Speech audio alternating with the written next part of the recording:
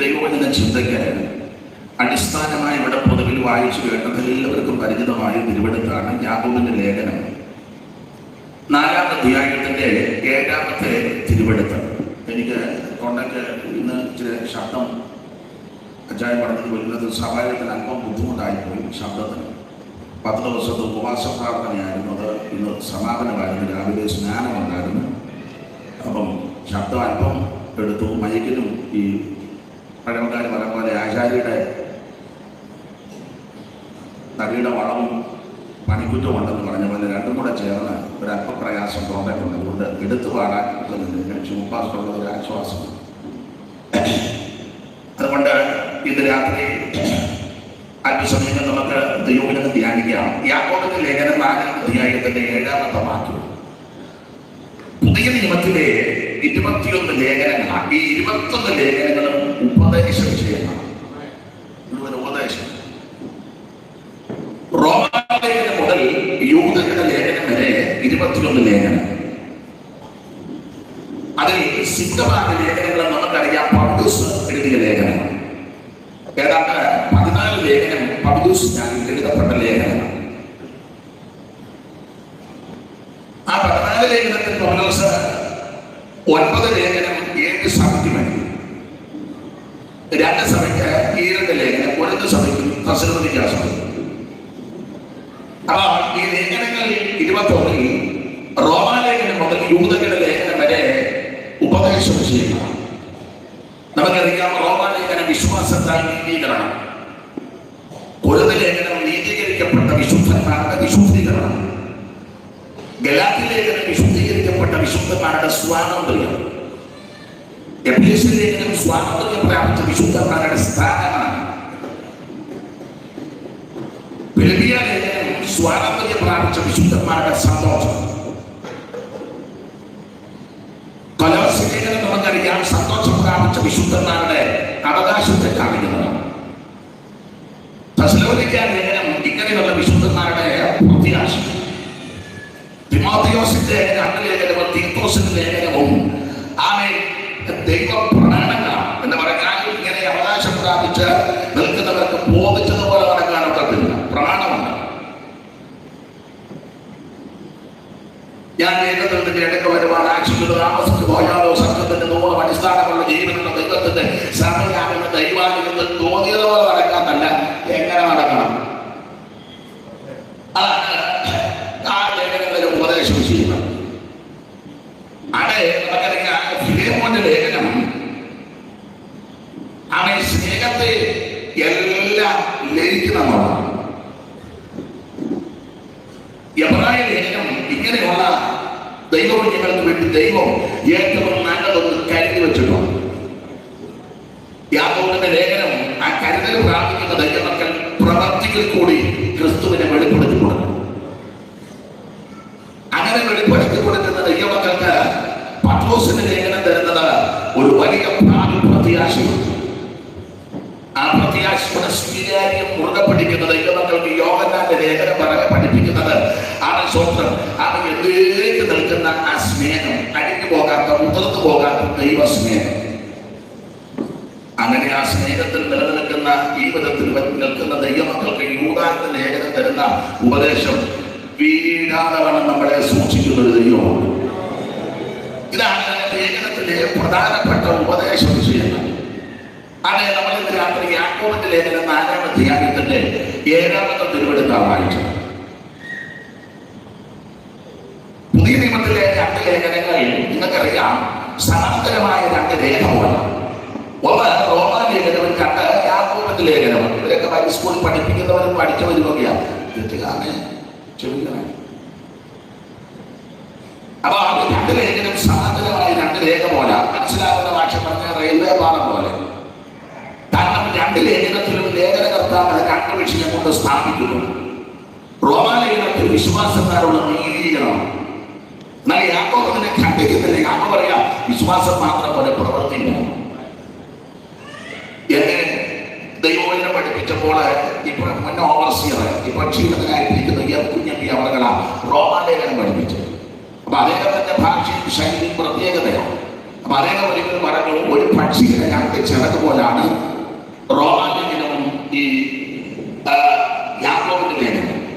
രണ്ട് ജനങ്ങളുണ്ടെങ്കിൽ അതിന് നിലയിൽ പറക്കാൻ പറ്റും എന്ന് പറഞ്ഞതുപോലെ ഈ രണ്ട് ലേഖനവും വളരെ അത്യാവശ്യമാണ്. വിശ്വാസത്താൽ നീതീകരണവും നീതീകരിക്കപ്പെട്ട ദൈവമക്കൾ പ്രവർത്തികൾ കർത്താവിന് വെളിപ്പെടുത്തുകയും ചെയ്യുന്നു.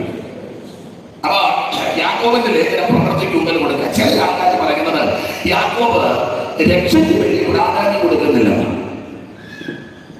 രക്ഷ അങ്ങനെ വലിയ പ്രാധാന്യം കൊടുക്കുന്നില്ലെന്നാ ചിലരുടെ വാദം. പക്ഷേ എന്റെ അഭിപ്രായം പഠനത്തെ കൊണ്ട് പഠിച്ചാൽ നിങ്ങൾക്കറിയാം രക്ഷയ്ക്ക് ഇതുപോലെ പ്രാധാന്യം കൊടുത്ത് വേറെ വ്യക്തി ഉണ്ടോ എന്നുള്ളത് സംശയമാണ്. കാരണം യാക്കോബ് 3 വിധത്തിലുള്ള രക്ഷയെ പറ്റി പറഞ്ഞിട്ടുണ്ട്. ആത്മരക്ഷ, പ്രാണരക്ഷ, ദേഹരക്ഷ. 3 വാക്യം വായിച്ചു. 1-ന്റെ 21, 5-ന്റെ 18, 19, 2-ന്റെ 16. ആ ക്രമത്താണ് ഞാൻ പറഞ്ഞതുപോലെ 1-21. ആദിയാൽ എല്ലാ അഴുക്കും ദുഷ്ടതയുടെ ആധിക്യവും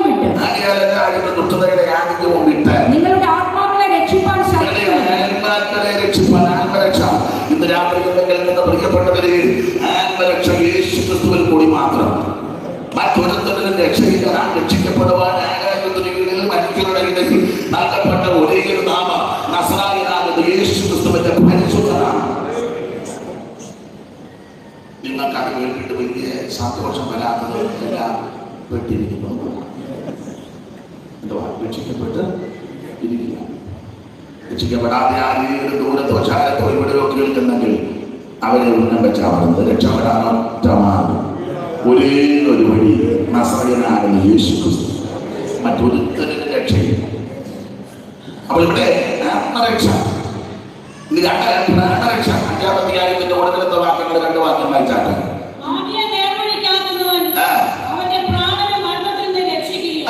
പ്രാണനെ മരണത്തിൽ നിന്ന് രക്ഷിക്കുന്ന പ്രാണരക്ഷ.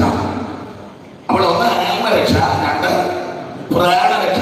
പ്രാണരക്ഷയെ പറ്റി യാക്കോബ് തെളിയിച്ചിരിക്കുന്നു. ഇത് രണ്ടും കൊണ്ടൊരു മനുഷ്യന് ലോകത്ത് ജീവിക്കാനൊക്കത്തില്ല. ദേഹരക്ഷ ആവശ്യമാണ്. 2:16. സമാധാനത്തോടെ പോയി തീ കായുകയും വിശപ്പെടുകയും ചെയ്യുമെന്ന് പറയുന്നതല്ലാതെ ദേഹരക്ഷയ്ക്ക് ആവശ്യമുള്ളത് അവർക്ക് ആവശ്യം.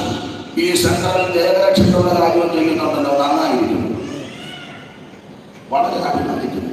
എന്തായാലും അതെല്ലാം അതിന്റെ പരുവത്തിൽ ഈ സെൻട്രലിലുള്ളതൊന്നും പേരല്ലല്ലോ.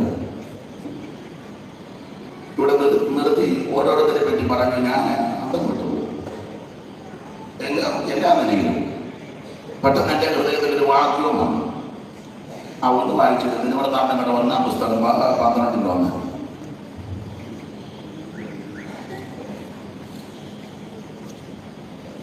കീശിന്റെ മകനായ ശൗലിന്റെ നിമിത്തം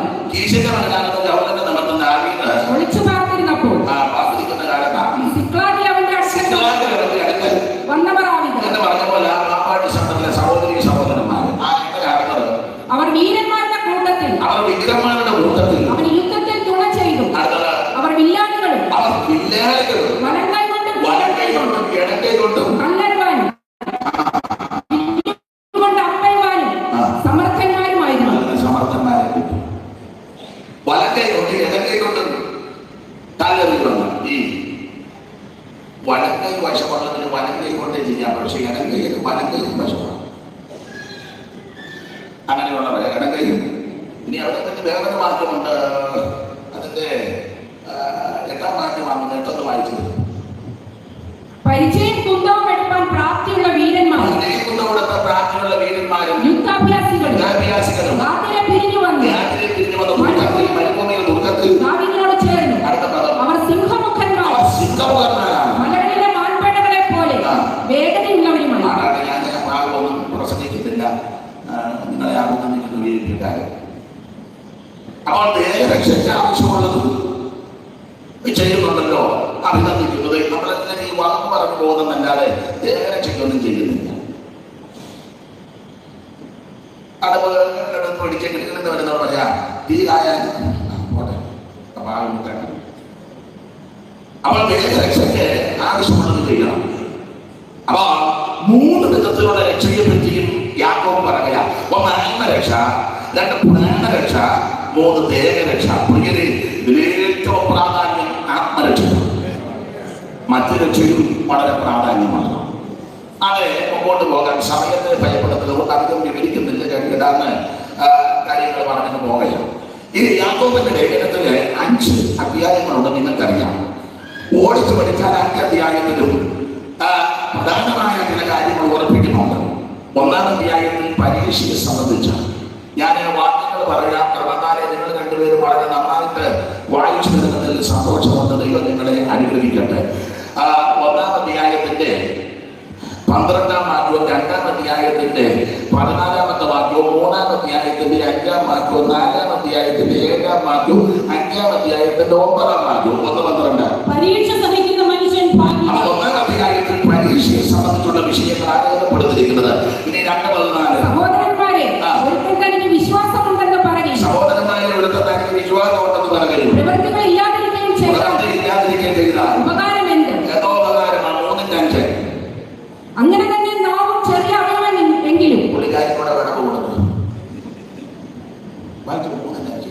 അങ്ങനെ തന്നെ നാവും ചെറിയ അവയവമെങ്കിലും. അങ്ങനെ തന്നെ നാവും ചെറിയ അവയവം എങ്കിലും വളരെ വമ്പ് പറയുന്നു. അത് നാവിനെ നിയന്ത്രണം. ഇനി 4-ന്റെ ദൈവത്തിന് കീഴടങ്ങി നമ്മുടെ ഉൾവാക്യമാണല്ലോ. ഇനി 5-9. സഹോദരന്മാരെ, വിധിക്കപ്പെടാതിരിപ്പാൻ ഒരുവന്റെ നേരെ ഒരുവൻ ഞരങ്ങിപ്പോകരുത്. ന്യായാധിപതി വാതിൽക്കൽ നിൽക്കുന്നു പറഞ്ഞാൽ യേശു ക്രിസ്തു വീണ്ടും വരുമെന്നാണ് പറഞ്ഞത്. ന്യായം വിധിക്കാൻ അവിടെ ഇതെല്ലാം വിവരിച്ചു പോയാൽ കൊള്ളാമെന്ന് സമയത്തെ ഞാൻ ഭയപ്പെടുന്നത് കൊണ്ട്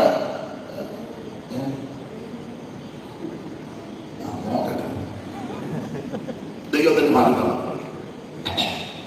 1-ാം അധ്യായത്തിൽ പരീക്ഷയെ സംബന്ധിച്ച ഓടിച്ചു പോകാം. ദൈവകുഞ്ഞുങ്ങൾക്ക് പരീക്ഷയുണ്ട്.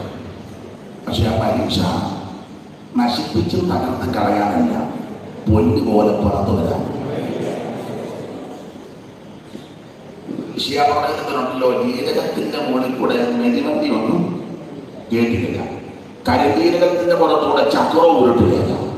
അത് വടികൊണ്ടും കോലുകൊണ്ടും തല്ലി ചില തല്ലും അടിയൊക്കെ കിട്ടുമ്പോൾ സ്തോത്രം ചെയ്യുന്നു. ദൈവത്തിനെ സ്നേഹിക്കുന്നതുകൊണ്ട്.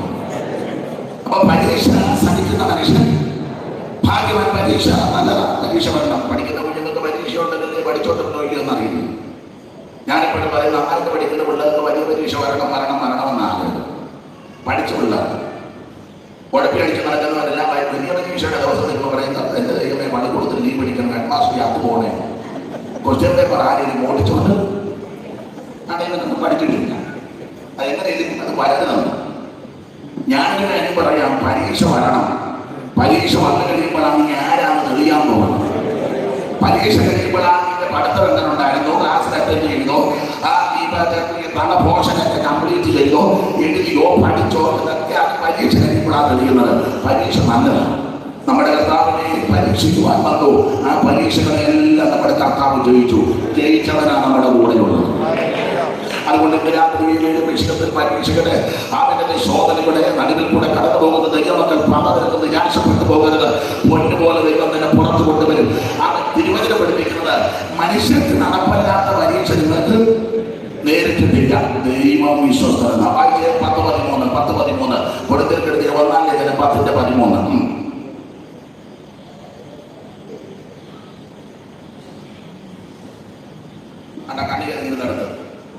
മനുഷ്യർക്ക് നടപ്പല്ലാത്ത പരീക്ഷ നിങ്ങൾക്ക് നേരിട്ടിട്ടില്ല, ദൈവം വിശ്വസ്തൻ. നിങ്ങൾക്ക് കഴിയുന്നതിന് മീതെ പരീക്ഷ നേരിടുവാൻ സമ്മതിക്കാതെ നിങ്ങൾക്ക് സഹിപ്പാൻ കഴിയേണ്ടതിന് പരീക്ഷയോടുകൂടി അവൻ പോക്കുവഴിയും ഉണ്ടാക്കും. രാത്രി ദൈവം നിനക്ക് പോക്കുവഴി ഉണ്ടാകും. ഏതെങ്കിലും വിഷയത്തിൽ ശുശ്രൂഷയോ, കുടുംബജീവിതമോ, കുഞ്ഞുങ്ങളുടെ വിഷയമോ, സെന്ററിന്റെ വിഷയമോ, ലോകത്തിന്റെ വിഷയമോ, ബിസിനസ് വിഷയമോ, മാനസികമായിട്ട് എന്തെങ്കിലും വിഷയത്തിൽ പരീക്ഷയോടെ ഭാഗത്തോടെ വന്ന് ആരെങ്കിലും ഇവിടെയോ ദൂരത്തിരുന്നോ കേൾക്കുന്നെങ്കിൽ, ശ്രദ്ധിക്കുന്നെങ്കിൽ, ഇന്ന് രാത്രി ദൈവത്തിന്റെ വചനത്തിന്റെ വ്യവസ്ഥ പ്രകാരമായ ദൈവം നിനക്ക് പോക്കുവഴി ഉണ്ടാകും. ഇന്ന് രാത്രി വിടുതലിന്റെ രാത്രിയാണ് ദൈവം ദൈവമെന്ന് അനുഭവിക്കുന്ന വിഷയങ്ങൾക്ക് ഈ രാത്രി ദൈവം പരിഹാരം തരും. പരീക്ഷയോടുകൂടെ എനിക്ക് എൻ്റെ സാധിച്ചാൽ ഇവിടെ എനിക്ക് രാത്രിയിരിക്കുന്നവിടെ എനിക്കൊരു സുഖം വരുന്നില്ല. ഞാൻ താഴെ പറയുന്നുണ്ട് പ്രശ്നമൊക്കെ ഞാൻ താഴെ, അല്ലെങ്കിൽ ഞാൻ താഴെ വീഴുന്ന കാണാൻ ഞാൻ മറക്കും.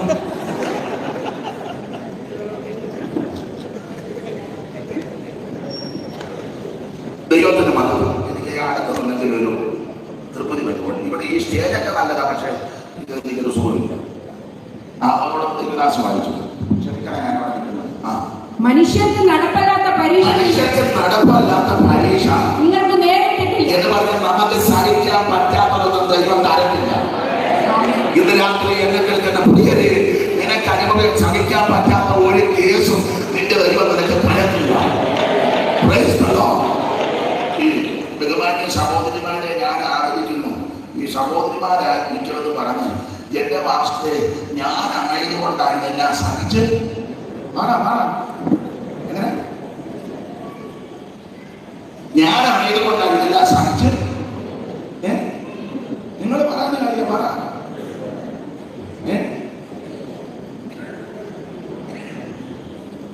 ഇപ്പൊ ഇവിടെ സാമർത്ഥ്യമുള്ള സഹോദരന്മാര് പറയുന്നത് എന്റെ മാസ്റ്ററെ വിളിക്കുക, എന്റെ ഭാഷയിൽ ഞാനായതുകൊണ്ടാണ് ഇതെല്ലാം സഹിച്ച് ഇങ്ങനെയുണ്ട്.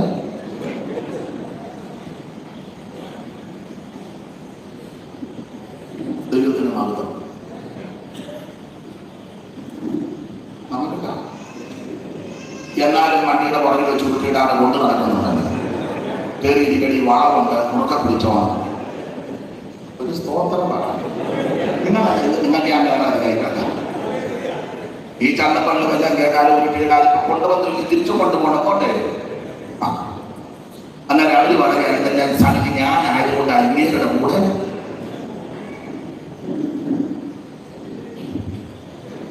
നിങ്ങൾക്ക് അവസരം തരാം. ഞാനൊരു കാര്യം നിങ്ങളോട് പറയുക. ഇതെല്ലാം സഹിപ്പാനും വകുപ്പാനും പൊറുക്കാനും ക്ഷമിപ്പാനുമുള്ള വൈഭവവും ദൈവകൃപയും സമർപ്പണവും വിധേയത്വവും വിനയവും അതിനുള്ള സഹിഷ്ണുത നിലകൊണ്ടെന്ന് ദൈവത്തിന് നിന്നെ പറ്റി ബോധ്യമുള്ളത് കൊണ്ട് ഇതിനെ നിന്റെ കൈ തന്നെ കൊണ്ട് തന്നെ ആ വിലകൂടുകാരുടെ കൈ കൊടുക്കാതെ വെട്ടിക്കൊണ്ടാണ്. ഇല്ലേ?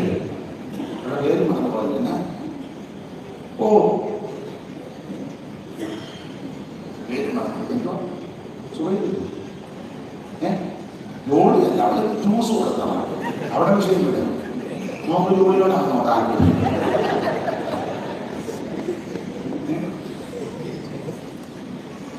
കൂടത്താണോ ഏതെങ്കിലും അവിടെ വെട്ടിക്കൊന്നില്ലേ മരവിൽ? എന്നെ കേൾക്കുന്ന പ്രിയരെ, ഇതൊക്കെ വധിപ്പാനും സഹിപ്പാനും കൃപയുണ്ടെന്ന് ദൈവത്തിന് നിന്നെ പറ്റി നല്ല ബോധ്യമുള്ളത് കൊണ്ടാണ് നിന്റെ കയ്യിൽ കൊണ്ട് തന്നത്. അനുഭവിക്കുന്നത് കൊണ്ട് ദൈവത്തിന് സ്തോത്രം ചെയ്യണം. മനുഷ്യർക്ക് നടപ്പില്ലാത്ത പരീക്ഷ നിങ്ങൾക്ക് നേരിട്ടിട്ടില്ല. ദൈവം വിശ്വസ്തനാകുന്നത് നിങ്ങൾക്ക് കഴിയുന്നതിന് മീതെ പരീക്ഷ നേരിടുവാൻ സമ്മതിക്കാതെ നിങ്ങൾക്ക് സഹിപ്പാൻ കഴിയേണ്ടത് നിങ്ങൾക്ക് കഴിയേണ്ടതിന് പരീക്ഷയോടുകൂടെ ഇന്ന് രാത്രി ദൈവം നിനക്ക് പോക്കുവഴി ഉണ്ടാക്കട്ടെ. ഈ രാത്രി ദൈവം നിനക്ക് വിടുതലിന്റെ രാത്രിയാകട്ടെ. പരീക്ഷയോടുകൂടെ പോക്കുവഴി. അതിന് ഒരു ഉദാഹരണം ചെങ്കടൽ തീരത്ത് വന്ന് നിൽക്കുന്ന ഇസ്രായേൽ മക്കളാണ്. ചെങ്കടൽ തീരം മുൻപ് ചെങ്കടൽ ഇരുവശവും ചെങ്കുത്തായ മരണം കുറഞ്ഞു വലിയ ശബ്ദം നോക്കിയപ്പോൾ പറവോന്റെ സൈന്യം വരുന്നു. സെലക്ട് ചെയ്യാതെ ഇരുവരുന്നത് പിന്നെ മുഴുവനാണോ അടിച്ചു മൂന്ന് വരിക. ഇത് കണ്ട ഇസ്രായേല് ഭയപ്പെട്ട് ഭാരപ്പെട്ട് വലിയ പ്രതിസന്ധി പരീക്ഷ. അപ്പൊ ഇവര് പ്രതിബദ്ധവും ആ കാര്യമൊക്കെ നിങ്ങൾക്കറിയാം. തമ്പുരാൻ മോശയോട് പറഞ്ഞു, ജനത്തോട് മിണ്ടാതിരിക്കാൻ പറഞ്ഞു. നിന്റെ കയ്യിലുള്ള വടിയുണ്ടല്ലോ, വടി ചെങ്കടലിന് വേണ്ടിയിട്ടാണ്. ഈ വേദസ്ഥലം എടുക്കാൻ ചെങ്കടലിന്റെ കടക്കാൻ ഇവരെ കൊണ്ടുപോകാൻ വേറെ വഴിയുണ്ട്. പക്ഷെ ആ വഴി കൂടെ ദൈവം വിട്ടില്ല. അവിടെ പുറപ്പാട് 13-17 വായിച്ചു. ഫറവോൻ ജനത്തെ വിട്ടയച്ച ശേഷം കൂടിയുള്ള വഴി അടുത്തതെന്ന് വരുന്നത്. പക്ഷേ ജനം യുദ്ധം കാണുമ്പോൾ അനുഭവിച്ച് വിശ്രമിപ്പിച്ച് മടങ്ങി പോകുന്ന വെച്ച് ദൈവത്തെ പോലെ അവരെ അതിനെ കൊണ്ടുപോകില്ല. ചെങ്കടലിന്റെ അരികിലുള്ള മരുഭൂമിൽ കൂടി ദൈവം ജനത്തെ ചുറ്റി നടക്കും. ദൈവം ജനത്തെ ചുറ്റി എളുപ്പവഴിയുണ്ട്. എളുപ്പവഴി കിട്ടില്ല. നമുക്കെല്ലാം എളുപ്പവഴി പോകാനാണ് ഇഷ്ടം. എളുപ്പവഴി കിട്ടില്ല.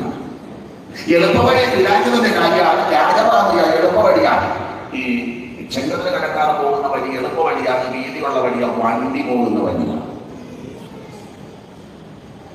വണ്ടി പോകുന്ന വഴിയായതുകൊണ്ടാണ് യോസേഫ് ജന വഹിച്ചത്. അപ്പൊ അത് വണ്ടി പോകുന്ന വഴിയാ, എളുപ്പ വഴിയാ, വീതിയുള്ള വഴിയാ. പക്ഷെ അതിലേക്കൂടെ വീട്ടിൽ ചില വഴിയെ കൂടെ ഒന്നും ദൈവം തന്നെ വിടുകയല്ല. നിനക്ക് തോന്നുന്നു എളുപ്പ വഴിയാ, വീതിയുള്ള വഴിയാ, വിശാലമാണ്. പക്ഷെ ദൈവം വിടത്തില്ല. ആരംഭത്തിലൊക്കെ തന്നെ അവസാനം അറിയുന്നവനാണ് ദൈവം. അതെ, ആ ഭാഗം വിളിക്കുന്നില്ല. ഇവര് ചെക്കടത്തിനത് വന്ന് നിൽക്കുക. നമുക്ക് ആ ഭാഗമല്ല അറിയാം. വളരെ പ്രതിസന്ധി, വളരെ പരീക്ഷ കൊണ്ട് പോക്കുവഴിയുണ്ട്. ജനപ്രതിപദത്ത് ആകെ അസ്വസ്ഥതപ്പെട്ടപ്പോൾ തമ്പുരാൻ മോശയോട് പറഞ്ഞു, കയ്യിലുള്ള പടികെടുത്ത് ചെങ്കടലിൽ നിന്നില്ല. മോശം പടികെടുത്ത് ചെങ്കടലിൽ നിന്നിട്ട് ഇതൊക്കെ മഴ പറയാവുന്ന തിട്ടമുണ്ടല്ലോ. മോശം പടികെടുത്ത് ഇങ്ങനെ നീണ്ടു നിൽക്കുക. വെളിപ്പാടില്ലാത്തവൻ, ദർശനമില്ലാത്തവൻ, അഭിഷേകമില്ലാത്തവൻ, വിശ്വാസമില്ലാത്തവൻ പറയും ആ സോദരൻ ഒരു വലിയ ഉണക്കമ്പുമായിട്ടിരിക്കുക, അവരുടെ കമ്പ് പിടിച്ചാൽ തലക്കടിക്കാൻ മതി. പക്ഷേ ആത്മകണ്ഠ പ്രകാശിച്ചോ പറയാം, മോശം പടികെടുത്ത് ചെങ്കടലിനെ നീട്ടിയപ്പോൾ മോശത്തിന്റെ വലങ്കയുടെ മീതെ യഹോവയുടെ മഹത്വമുള്ള ഭുജമെടുപ്പെട്ടു. 63:12 അതുള്ള വാക്യം വായിച്ചു. യെശയ്യാവ് 63:12 നമുക്ക് വളരെ പരിചിതമായ വാക്യം വായിച്ചു. 63:12 തന്റെ മഹത്വമുള്ള ഭുജം മോശയുടെ വലങ്കയിൽ ചെല്ലുമാറാക്കി. മഹത്വമുള്ള ഭുജം മോശയുടെ വലങ്കയിൽ ചെല്ലുമാറാക്കി. ഞാൻ ഈ വാക്യം വായിപ്പിക്കുന്ന എന്തിനാണെന്ന് ചോദിച്ചാൽ, ഈ ചില അമ്മമാര് പറയുന്നത് അയാൾ വായി വരുന്നതെല്ലാം പറയുന്നുണ്ട്. അയാൾക്ക് ബോധവും വരും. അത് ഞാൻ സമ്മതിച്ചില്ല. എങ്കിലും ചെന്ന് പറഞ്ഞ അയാൾ വായി വിടുന്നതില്ല. എടാ, വായി വരുന്ന കാര്യമായി വായിപ്പിച്ചോണ്ടിരിക്കുന്നു. നിങ്ങളും പറയുന്നത് അയാൾ വാവാരി വന്നിച്ച് വായി വരുന്നതല്ല. അപ്പൊ ഏതെങ്കിലും ഒരുത്തനായിട്ട് പറയണം അയാളെ വായി വന്നതല്ല ഇതാണ്. അതിനെ വായിപ്പിക്കില്ലേ?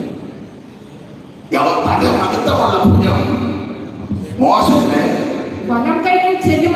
എന്ന് പറഞ്ഞാൽ മോശം വടിയെടുത്ത് നീട്ടിയപ്പോൾ വെളിപ്പാടില്ലാത്തവൻ, ദർശനമില്ലാത്തവൻ, വിശ്വാസമില്ലാത്തവൻ നോക്കുമ്പോൾ ഒരു വല്യപ്പൻ, എന്റെ ഭാഷ വല്യപ്പൻ ഉണക്കക്കമ്പ് പിടിച്ചോണ്ടിരിക്കുന്നു. പക്ഷെ ആത്മക്കഥ തെളിക്കണം കണ്ടപ്പോൾ ആ ഉണക്കക്കമ്പ് പിടിച്ച വലങ്കയുടെ നീര് യഹോവയുടെ മഹത്വമുള്ള ഭുജമാണ്. എന്നെ കേൾക്കുന്ന സഹോദരന്മാരും, നീ ഒറ്റയ്ക്കായിരിക്കും നിന്റെ വീട്ടിൽ കൈ നോക്കി പ്രാർത്ഥിക്കുന്നത്. അല്ലല്ല, നിന്റെ കൈയുടെ നീര് യഹോവയുടെ മഹത്വമുള്ള ഭുജമാണ്. ലോക്കൽ സഭയിൽ ചിലപ്പോൾ 1-2 പേരെ കാണുമ്പോൾ പ്രാർത്ഥനയ്ക്ക് മുടക്കുവാൻ നിരാശപ്പെട്ടു പോകരുത്. അവരുടെ നീര് യഹോവയുടെ മഹത്വമുള്ള ഭുജമുണ്ട്. സെന്ററിനകത്ത് പ്രാർത്ഥനയ്ക്ക് വരാൻ കുറച്ചു പേരെ കാണുമ്പോൾ നിരാശപ്പെട്ടു പോകരുത്. നിങ്ങളുടെ കൈയുടെ നീര് യഹോവയുടെ മഹത്വമുള്ള ഭുജമുണ്ട്.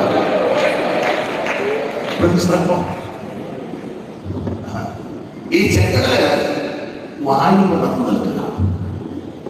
ഈ ഹൈന്ദവ പുരാണം പഠിക്കുമ്പോൾ ഓരോരോ ദൈവങ്ങളാണ്, ഓരോന്നിനും ഓരോ ദൈവങ്ങളാണ്. വായുവിനൊരു ദൈവം, അഗ്നിക്ക് ഒരു ദൈവം. വായു ഭഗവാൻ എന്ന് പറയും. അഗ്നിയുടെ ദൈവത്തിന്റെ പേരാണ് അനലൻ എന്ന് പറയുന്ന പോലെ വെള്ളത്തിന് ഒരു ദൈവമുണ്ട്, അതാണ് വായുമൻ. അപ്പൊ അനലനും വായുമനും ഒക്കെ ഉണ്ട്. വായുവിന് ഒരു പടം കൊടുത്തല്ലോ, 130 കോടി ദേവന്മാരിന്ന് മൂർത്തിയായി മുപ്പാതിന്നു വിളക്കുമായി മാതാകാരിക്കും പ്രത്യക്ഷ ദേവതയുടെ മാഹാത്മ്യമോർത്തിട്ടു മനസ്സുരുകിയിടുന്നു.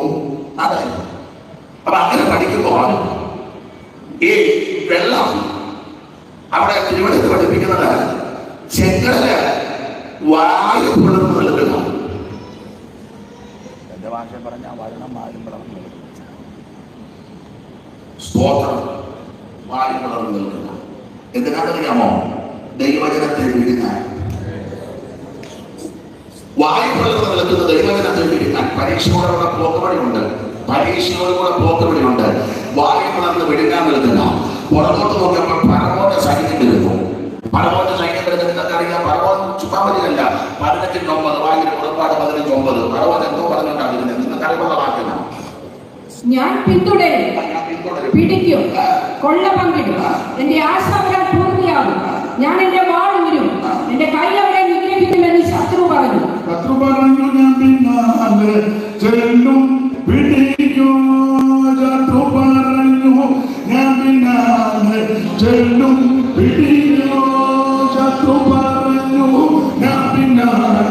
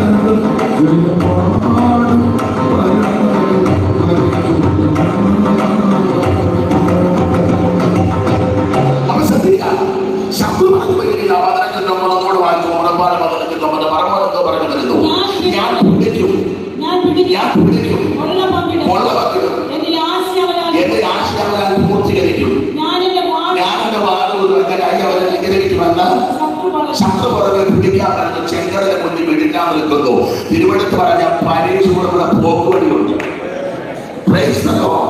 ശത്രു പുറകെ വിളിക്കാൻ പറ്റുന്നു, ചെങ്കടൽ വിളിക്കാൻ പറ്റുന്നു. തിരുവനന്തപുരത്ത് പറഞ്ഞ പരീക്ഷ കൂടെ പോക്കുവഴി. ഈ വേദപുസ്തകം പഠിപ്പിക്കുന്ന കാറ്റടിപ്പിച്ചെന്നു ഉഷ്ണക്കാറ്റൊക്കെയാണ് കൊടുത്തിരിക്കുന്നത്. അത് ശരിക്കും വ്യാഖ്യാനിച്ചാണ് തിരുവചനം പഠിപ്പിക്കുന്നത്. നിങ്ങൾക്കറിയാം, കാറ്റുകളെ തന്റെ ദൂതന്മാർ, അക്രമയാലികൾ തന്റെ. അപ്പം ചെങ്കടല് വിഴുങ്ങാൻ വയ്ക്കുന്നു, ജഗത്താ പുറകെ വിളിക്കാൻ വയ്ക്കുന്നു.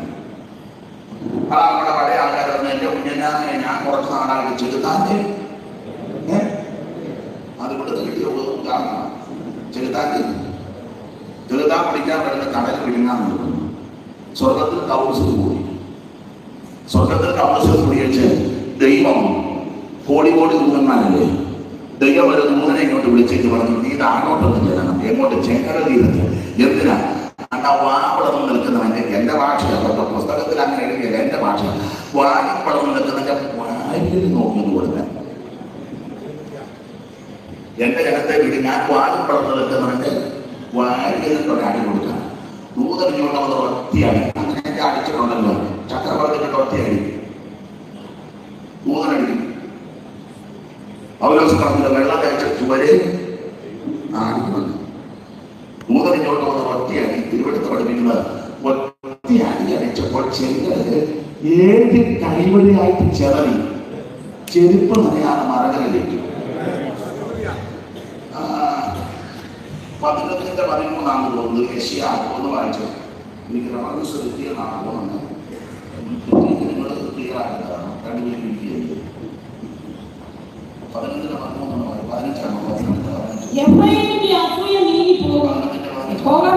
കടലിന്റെ നാവിന് ഉന്മൂലനാശം വരും. കടലിന്റെ നാവിന്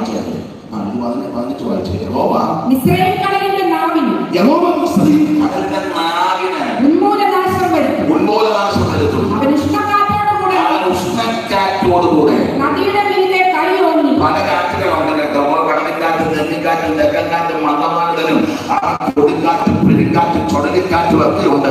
ഇവിടെ ഉഷ്ണക്കാറ്റോടുകൂടെ, യഹോവ ഉഷ്ണക്കാറ്റോടുകൂടെ നദിയുടെ മീതെ എന്ന് പറഞ്ഞ വായു പിളർന്നു നിൽക്കുന്ന ഈ ശക്തികളുടെ മേൽ കൈ ഓങ്ങി അതിനെ അടിച്ച് 7 കൈവഴികളാക്കി രാത്രി പ്രതിസന്ധികളുടെ നടുവിൽ വ്യാപിക്കുന്ന ദൈവവിധി നിന്നെ വിടുങ്ങുവാൻ പ്രാപിക്കുന്ന രാത്രി ദൈവ ദൂതനെ വിട്ട് അടുപ്പിക്കുക മാത്രമല്ല, നിനക്ക് പുത്തൻ വഴിയൊരുക്കാൻ പോകല്ല. ഇന്ന് രാത്രി ദൈവം നിനക്ക് വേണ്ടി വഴി തുറക്കുന്നുണ്ട്. നിന്നെ വിടുങ്ങുവാൻ, തപ്പിക്കളയുവാൻ വാദിക്കുന്ന വഴിയുടെ ശക്തികളുടെ മേൽ ഇന്ന് രാത്രി ദൈവം അടിച്ച് ദൈവം നിനക്ക് വഴിയൊരുക്കാൻ പോവുക. വിശ്വസിക്കുന്നവൻ ഇന്ന് രാത്രി ദൈവത്തിന്റെ മഹത്വം കൊടുക്കുക. ആരെങ്കിലും പ്രാണി ധരിക്കുന്നവൻ, ചെങ്കടലിനെ വറ്റിക്കുന്നവൻ, പുത്തൻ വഴികളെ തുറക്കുന്ന ദൈവം ഇന്ന് രാത്രി വിശ്വസിക്കുന്നവർ ദൈവത്തിന് മഹത്വം കൊടുക്കുക. യേശുവിന്റെ നാമത്തിൽ മനോഭാരത്തോടെ മനോവേദനയോടെ വന്ന ദൈവത്തിന്റെ കൈകളെ ഇന്ന് രാത്രി തിരിച്ചു പോകുമ്പോൾ വിടുതൽ പ്രാപിച്ചു കടന്നു പോകാൻ വിശ്വസിക്കുന്ന വഴി തുറക്കാൻ പോകുന്നു. ഞാൻ അങ്ങനെ പറഞ്ഞാൽ ആ ഭാഗത്ത് തന്നെ നിൽക്കും. പരീക്ഷകളോടെ പോകുകയുള്ളൂ. അതാ ഒന്നാമത്. 2 പ്രവർത്തികൾ ക്രിസ്തുവിനെ വെളിപ്പെടുത്തണം. ഇതിരിക്കുന്നില്ല. 3 നാവിനെ നിയന്ത്രിച്ചോണം, വളരെ സൂക്ഷിച്ചോണം സംസാരം. 4-ാം അധ്യായം പിശാചിനോട് എതിർത്ത് വരണം. ആ ഭാഗത്തേക്കാണ് വരുന്നത്. 5-ാം അധ്യായം ഒരുത്തന്നെ നേരെ ഒരുത്തന്നെ ഇറങ്ങിപ്പോകരുത്. കൂട്ടുവിശ്വാസിക്കരുത്, കൂട്ടു സഹോദരനെതിരെ, കൂടെ പ്രവർത്തിക്കുന്ന ദൈവദാസനെതിരെ നീ വാര വെക്കരുത്, പോർപ്പുള വെക്കരുത്. നിന്റെ എടുത്തോണ്ടല്ലേ പുസ്തകം ഫേസ്ബുക്ക് പിന്നെ കൂടാം.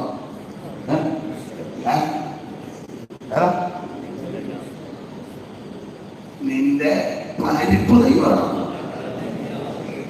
നീതിക്ക് നിരക്കാത്ത, ന്യായത്തിന് നിരക്കാത്ത അസത്യമായ കാര്യത്തിൽ നീ കൂട്ടുനിന്നാൽ നിൽക്കുന്നവൻ എഴുതുന്നവനും എല്ലാം മേടിച്ചു കിട്ടും.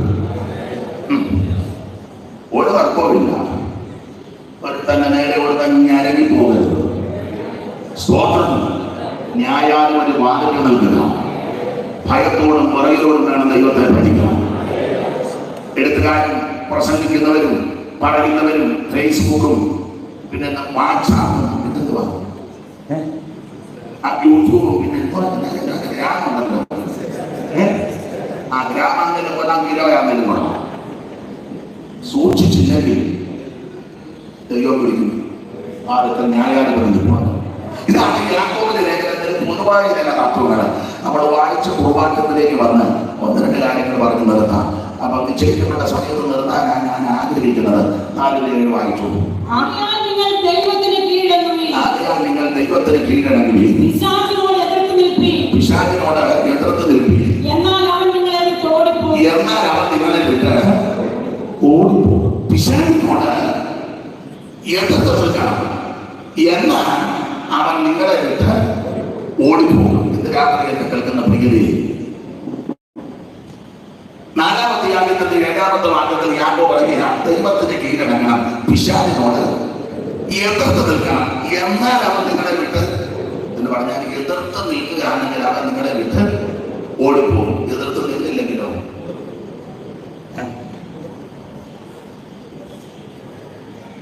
എതിർത്ത് നിന്നാൽ അവൻ നിങ്ങളെ വിട്ട് ഓടിപ്പോകും. എതിർത്ത് നിന്നില്ലെങ്കിലോ. അപ്പൊ ഇത് രാത്രി നമ്മൾ അല്പസമയം അതാ ചിന്തിക്കാൻ പോകുന്നത്. എതിർത്ത് നിന്നില്ലെങ്കിൽ എന്ത് സംഭവിക്കും? എതിർത്ത് നിന്നാൽ ഓടിപ്പോകും. ഞാൻ സാധാരണ പറയുന്നതിന് ഭാഗം ഈ വിഷയം തെളിയിക്കാൻ ഞാൻ പണിക നിയമത്തിലെ ഒരു സംഭവം ആ സാധാരണ പറയുന്നത്. നിങ്ങൾക്ക് ആ വിഷയമൊക്കെ അറിയാവുന്നതല്ലോ. എതിർത്ത് നിന്നില്ലെങ്കിൽ എന്ത് സംഭവിക്കും? ഈ വിഷയം തെളിയിക്കാൻ പണിക നിയമത്തിൽ ഒരു സംഭവം, ഞാൻ ആ സംഭവത്തെ ഇങ്ങനെ സാധാരണ എന്റെ ശൈലി പറയുന്നത്, ഇസ്രായേലിലെ പണ്ട് ഒരു ഉപവാസ പ്രാർത്ഥന, അത് ഒരു 40 ദിവസത്തെ പ്രാർത്ഥന, അങ്ങനെ കൊണ്ട് ചിന്തിച്ചു, 40 days. ഈ പ്രാർത്ഥനയുടെ ഒരു പ്രകൃതി 2 ഗ്രൂപ്പുകാർ തമ്മിലുള്ള പ്രാർത്ഥനയാണ്. ഒരു വാക്യം വായിച്ച് 17:3 ശമൂവേലിന്റെ 1-ാം പുസ്തകം 17-ാം അധ്യായത്തിന്റെ 3-ാമത്തെ വാക്യം 2 ഗ്രൂപ്പ് വായിച്ചു. ഫെലിസ്ത്യർ ഇപ്പുറത്തൊരു മലഞ്ചെരിവിലും ഇസ്രായേലിയർ അപ്പുറത്തൊരു മലഞ്ചെരിവിലും ഒരു മലഞ്ചെരിവിലും 2 ഗ്രൂപ്പാണ്, ഇപ്പുറത്തും അപ്പുറത്തും. ഞാൻ എന്നെ കേൾക്കുന്ന ദൈവദാസന്മാരോടും ദൈവമക്കളോടും ദൈവജനത്തോട് പറയാം, സഭയ്ക്കകത്ത് ഗ്രൂപ്പ് ഉണ്ടാകരുത്.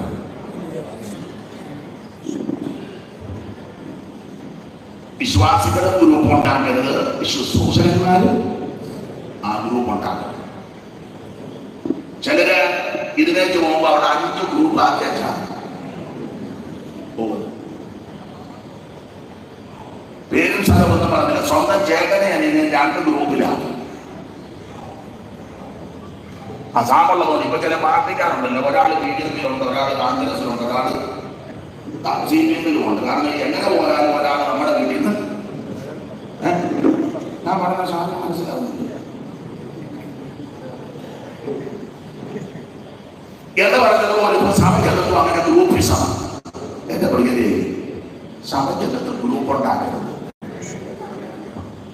ഗ്രൂപ്പ് ഉണ്ടാക്കുന്നവരെയും ഗ്രൂപ്പ് കളിക്കുന്നവരെയും ദൈവം വിടത്തില്ല. സഭ ദൈവത്തിൻ്റെതാണ്. ഞാനോ നിങ്ങളോ 1, 2, 3 വല്ല ശുശ്രൂഷിച്ച് അഥവാ എന്തെങ്കിലും ഗ്രൂപ്പ് ഉണ്ടെങ്കിൽ നമ്മുടെ കാലത്ത് അത് ഒന്നിപ്പിച്ചേച്ച് വേണം പോകാൻ. സ്തോത്രം. അപ്പൊ ഇത് 2 ഗ്രൂപ്പായി, ഇപ്പുറത്തും അപ്പുറത്തും. ദൈവത്തിന് മകൻ ഇപ്പുറത്തും അപ്പുറത്തും. ഞാൻ വിസ്തരിക്കുന്നില്ല. ശവം മരിച്ചു കഴിഞ്ഞപ്പോൾ 2 ഗ്രൂപ്പ് ഉണ്ടാക്കിയല്ലോ. ഒരു ഗ്രൂപ്പിന്റെ നേതാവ് യോവാബും മറ്റേ ഗ്രൂപ്പിന്റെ നേതാവ് അബ്നേരുമാണ്. ഇപ്പൊ ഗ്രൂപ്പ് എന്ന് പറയുന്നത് പാനൽ എന്ന് പറയുന്നതായിരിക്കും. IPC-ക്കാർക്ക് പെട്ടെന്ന്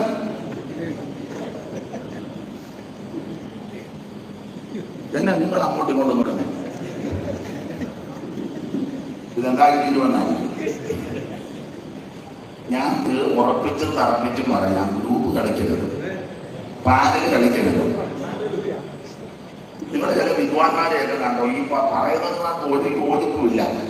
എങ്ങനെയൊരു സൂത്രത്തിലാ കസേര വിളിച്ചു മേടിക്കുന്നത്. കൂടെയുള്ളവരെ ഒതുക്കി ചാദിച്ച് പുതികാല് വെട്ടി സൂത്രം ഒപ്പിച്ച് തന്ത്രം അങ്ങനെ അവനെ ഒതുക്കി തകർത്തച്ചൊരു കസേര മേടിച്ചാൽ ഇവന്മാരെല്ലാം കൂടി ഇരുന്ന് പാടുക. സ്ഥാനങ്ങൾ മാനങ്ങൾ. ഞാൻ അക്കത്തെറ്റായിരിക്കും ഉന്നമുള്ളവൻ തെറ്റണം. ഈ സൂത്രവും തന്ത്രവും എല്ലാം ഒപ്പിപ്പാടുന്നതുമായിട്ട് ഒരു പൊരുത്തമുണ്ടോ? ഉണ്ടോ? എന്നെ നിങ്ങളാക്കിയില്ലാതിരിക്കുന്നത് സാധനം ഞാൻ ഇപ്പോഴാണ്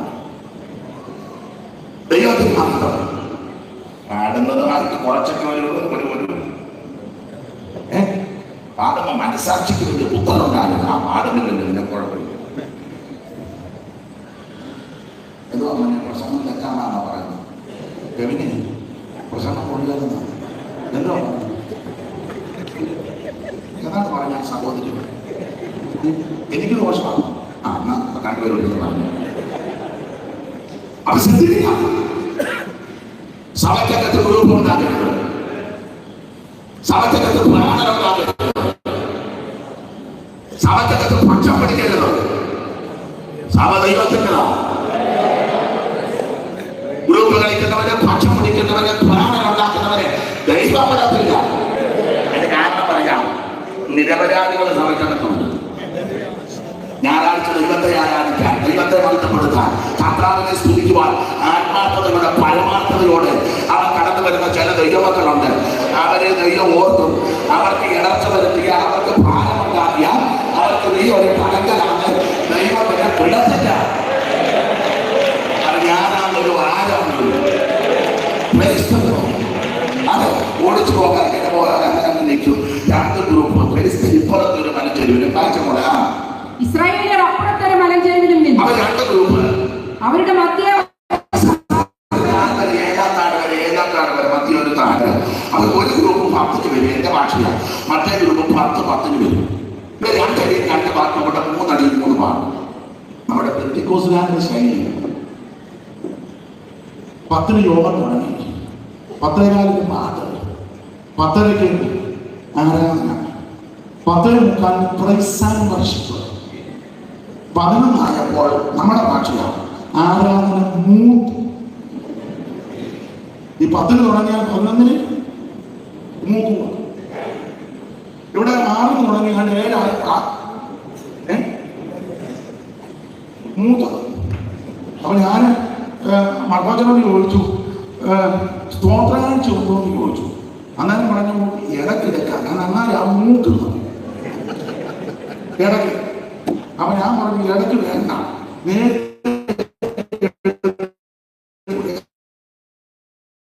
അനുവദിച്ചു. ഇടയ്ക്കെടുത്താലും ആദ്യം എടുത്താലും താരേണ്ടതൊക്കെ ദൈവം തന്നു. ദൈവം വിശ്വസ്തനാണ്. ആമാനെ അവിടെ ഓണം പറഞ്ഞു നമുക്ക് ഇടയ്ക്കെടുത്താൽ മതി, വല്ലോ ശരി കണ്ടാലും ഈ സാധനം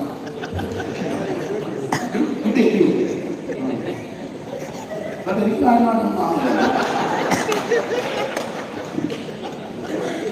അവൻ ശ്രദ്ധിക്കും. ഇടയ്ക്കെടുത്താലും കൊള്ളാം, ആദ്യം എടുത്താലും കൊള്ളാം. നിനക്ക് തരങ്ങൾ ദൈവം തന്നു. ദൈവം വിശ്വസ്തനാണ്. അവരുടെ ഇടയിൽ താഴെ വരുന്ന 2 ഗ്രൂപ്പ്.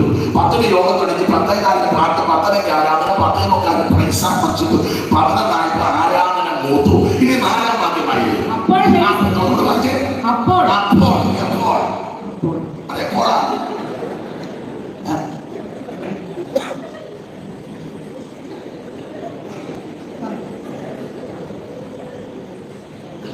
ഒന്നുകൂടെ വായിച്ചാൽ മാറ്റും. അപ്പോൾ നമ്മള് പ്രസംഗിച്ച വന്ന വിഷയത്തോട് പറയാം, ആരാധന മൂത്തപ്പം. എലിസബത്ത് ഭാഷണമായിരുന്നു. അല്ല നമ്മളോ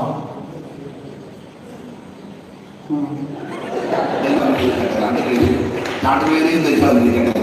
അതായത് നന്നായിട്ട് വായിച്ചു വരുന്നുണ്ട്. ദൈവത്തിനെ അന്വേഷിക്കട്ടെ. അപ്പൊ ശ്രദ്ധിക്കുക, 4-ാമത്തെ വാക്യത്തിൽ അപ്പോൾ എന്ന് പറഞ്ഞാൽ ആരാധന മൂത്തപ്പോൾ. അങ്ങനെ കൊണ്ട് ചിന്തിച്ചു. ഇനി അപ്പോൾ ആരാധന മൂത്തപ്പോൾ ഫെലിസ്ത്യരുടെ പാളയത്തിൽ നിന്ന് എത്തിനായ ഗോലിയാത്ത് എന്നൊരു മണ്ണ് പുറപ്പെട്ടവൻ. അവൻ ആരോട് ഒരു അവന്റെ തലമുറ താമരശിവൻ 5000 ചെക്കൽ തൂക്കമുള്ള കവന്ന് ധരിച്ചവന് രാക്ഷസയും ചുമതി താമര കൊണ്ട് വേലുമുണ്ട്. അവന്റെ കുന്തത്തിന്റെ തണ്ട് നീത്തകന്റെ പടപ്പകുതി പോലെയായിരുന്നു. കുന്തത്തിന്റെ ഇലകൾ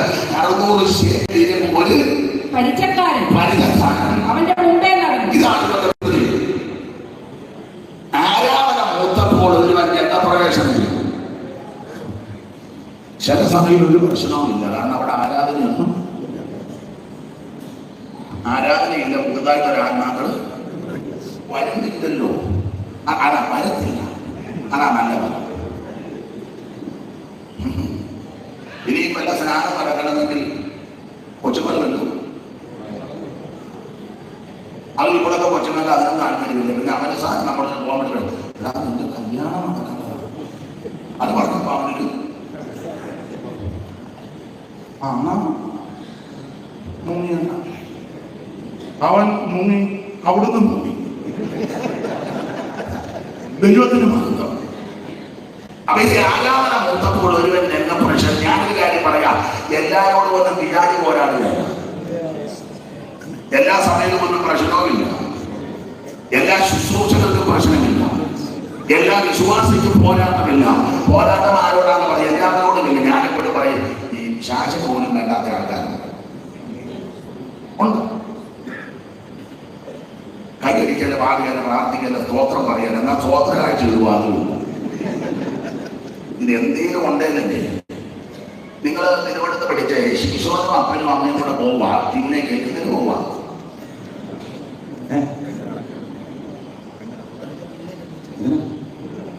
അല്ല,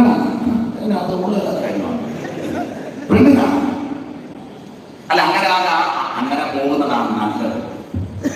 അമ്മാച്ചനെ ഉപ്പാക്കനെ ഒന്നും കൊണ്ടുപോകാതിരിക്കുന്നതാ നല്ല കേസാണ്. ഒരു വാഹനം ചോദിച്ചു, കാരണം അവിടെ പിള്ളേരെ അയച്ചതിനേക്കാളും മെച്ചമാണ്. അതുകൊണ്ട് സ്വന്തം അപ്പനെ അമ്മയും കൊണ്ടുപോകുന്നതാണ് ഇത് വളരെ നല്ലത്. അപ്പൊ ശിശുവും അപ്പനും അമ്മയും കൂടെ തിരിഞ്ഞേക്ക് പോകുക. ഇവര് തിരിഞ്ഞേക്ക് പെണ്ണ് കാണാൻ പോകുമ്പോൾ ആ തീർത്തോട്ട് സമീപം ചെന്നപ്പോ ഒരു ബാലസിംഹം അവന്റെ നേരെ കാണുവാണ്. അപ്പനും അമ്മയും കൂടെ ഉണ്ട്, അവർക്ക് നേരെ വന്നില്ല. വന്നത് ശിശുവിന്റെ നേരെയാണ്. അപ്പന്റെ അമ്മയുടെ നേരത്തെ വരാൻ അവർക്ക് വ്രതമൊന്നുമില്ല. വ്രതസ്ഥൻ ശിശുവാണ്.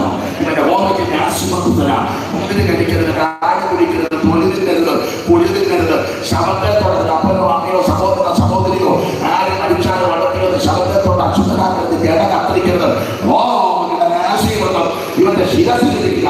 എന്നെ കരുതുന്ന പ്രിയരെ, എല്ലാവർക്കും പ്രശ്നമില്ല, എല്ലാവർക്കും പോരാട്ടമില്ല.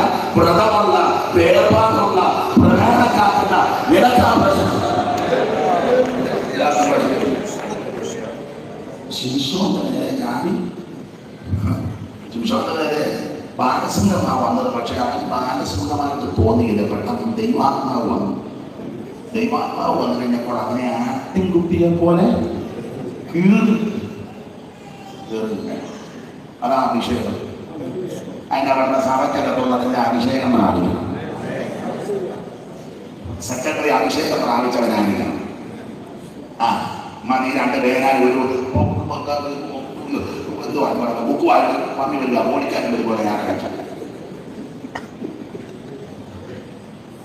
സെക്രട്ടറി അഭിഷേകം പ്രാപിച്ച് നന്നായിട്ട് ആരാധിക്കണമെന്ന്, പ്രശാല അഭിഷേകം പ്രാപിക്കണം. കമ്മിറ്റിയിലുള്ള എല്ലാവർക്കും അഭിഷേകം പ്രാപിച്ച് ദൈവത്തെ ആരാധിക്കണം. അങ്ങനെ ആ കമ്മിറ്റി ആ കൂടി വരുന്നതൊക്കെ അനുഗ്രഹമായിരിക്കും. ഇത് മിക്കതും അഭിഷേകം പ്രാപിക്കാതെ സൂത്രത്തിൽ തന്ത്രത്തിലായിരിക്കും. അതിന്റെ മുഴുവൻ പ്രശ്നമല്ലേ? അഭിഷേകത്തിന് ശബ്ദമാണ്. പുഷ്ടി നിമിത്തം അകത്ത് പോകുന്നതാണ്.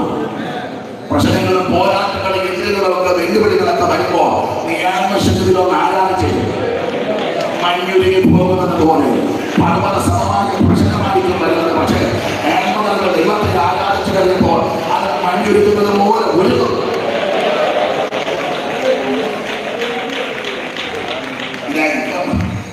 ഇപ്പം മിക്കത് ആരാധനയൊന്നുമില്ലല്ലോ. സഭായം നടക്കുമ്പോഴേ മൊബൈലിൽ കളിക്കുക.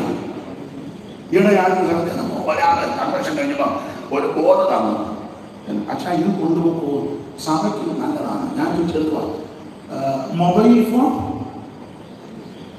എഴുതി വെച്ചിട്ടുണ്ട്, മൊബൈൽ ഫോൺ സ്വിച്ച് ഓഫ്. ഞാൻ പറഞ്ഞു അവിടെ വേണ്ട, ഞങ്ങളവിടെ അവിടെ ആരാധനയ്ക്കും ഓടാൻ പറയുന്നത് ബാക്കി പ്രാർത്ഥിച്ച് യോഗം ആരംഭിച്ചാൽ ആശീർവാദം പറയുന്നത് വരെ ബാക്കി ബിസിനസ് എല്ലാം മാറ്റി വെക്കണം. എന്തിനാണ് വിശ്വാസത്തെ ഉപദേശിമാരും മൊബൈൽ കളിക്കുകയാണല്ലോ. അവരവിടെ ഇരുന്നുണ്ട് യോഗത്തിന് ഇരിക്കുകയാണ്, പിന്നെ ഞാൻ പാത്രങ്ങളിൽ ഇരിക്കുകയാണ്. നമ്മൾ യോഗത്തിലില്ലേ എപ്പോഴും? ഞാനൊരു കാര്യം പറയാം, നിങ്ങൾ യോജിച്ചാൽ ചോദിച്ചു നോക്ക്. സഹായം തുടങ്ങുന്നതിന് മുന്നേ മൊബൈലിൽ മാറ്റി വെക്കും. സഹായത്തിനിടെ ഇന്ത്യൻ പ്രസിഡന്റ് വിളിച്ചാൽ എടുക്കത്തില്ല, ബഹുമാനപ്പെട്ട പ്രധാനമന്ത്രി വിളിച്ചാൽ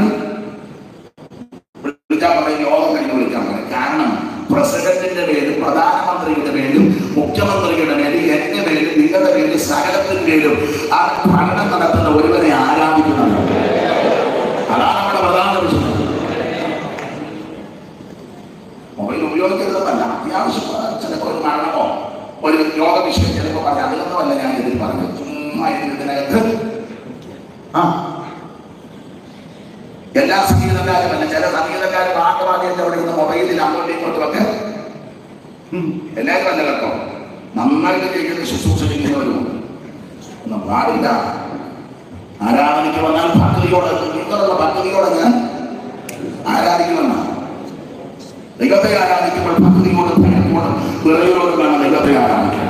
ഇടയ്ക്ക് ഞാൻ ഇത് പറഞ്ഞതുകൊണ്ട് ദൈവത്തിന് മഹത്വം നമുക്ക് ആ വിഷയത്തിൽ കേൾക്കാം. കർത്താവിന് മഹത്വം ഉണ്ടാകണം. അപ്പോ ശിക്ഷോന്റെ ചായ വന്നപ്പോൾ പെട്ടെന്ന് ദൈവാത്മാവ് നിറഞ്ഞ് സഭയിലുള്ള എല്ലാവരും അഭിഷേകം പ്രാപിക്കണം, രാത്രിയോഗം വെക്കണം, മുഴങ്ങാതിൽ ഇരിക്കണം, സ്തോത്രം സകല എണ്ണോ അഭിഷേകം പ്രാപിക്കണം, ദൈവത്തെ നൃത്തം ചെയ്ത് ആരാധിക്കണമെന്ന്. പണ്ടത്തെ പെന്തിക്കോസ് ആരാധന അങ്ങനെ മെഡിക്കൽ കോളേജിൽ തള്ളുന്ന കേസ് പെന്തിക്കോസ് ആരാധന വന്ന് വിടുതല. മെഡിക്കൽ കോളേജിൽ ഉപേക്ഷിച്ച കേസാണ്. പക്ഷെ പെന്തിക്കോസ് കൂട്ടായ്മയിൽ ആരാധനകൾ എന്നാൽ വിടുതല. ഇന്ന് നേരെ തിരിച്ചാണ്. ഭാഷ പറയാം, ഭാഷ നമ്മൾ ആരാധന കഴിഞ്ഞ് മെഡിക്കൽ കോളേജിൽ ഞാൻ പറഞ്ഞ മനസ്സിലായില്ലേ? ആരാധന കഴിഞ്ഞ് ഒരു മാസം പറയാൻ ഞാനും വരുന്നുണ്ടാണ്. അവരുടെ ആരാധന നേരിട്ട് നീ ദൈവത്തെ വിശ്വസിച്ച് പെന്തിക്കോസിന്റെ ആരാധന അവൻ തീ കത്തുന്ന ആരാധന. ആത്മനിറവിൽ ആരാധിച്ച് ബലപ്പെടുത്തും വിടുതലെടുത്തവർ ഇന്ന് രാത്രി ഇരിക്കുവാണ്. ആരാധനയുടെ മർദ്ദം കണ്ടവർ ഇന്ന് രാത്രി ഇരിക്കുവാണ്. ദൈവാത്മാവിന്റെ ശക്തിയിൽ ദൈവത്തെ ആരാധിക്കും.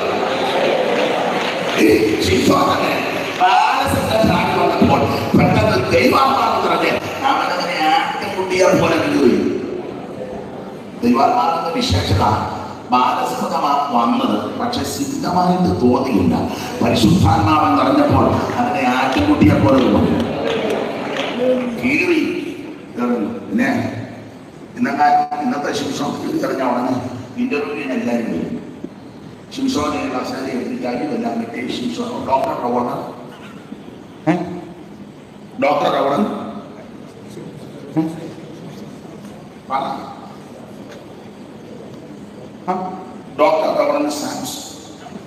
സാംസൺ എന്നല്ലേ ശിംശോൻ ഇംഗ്ലീഷ് ഒരു ഇംഗ്ലീഷ് പറയാൻ.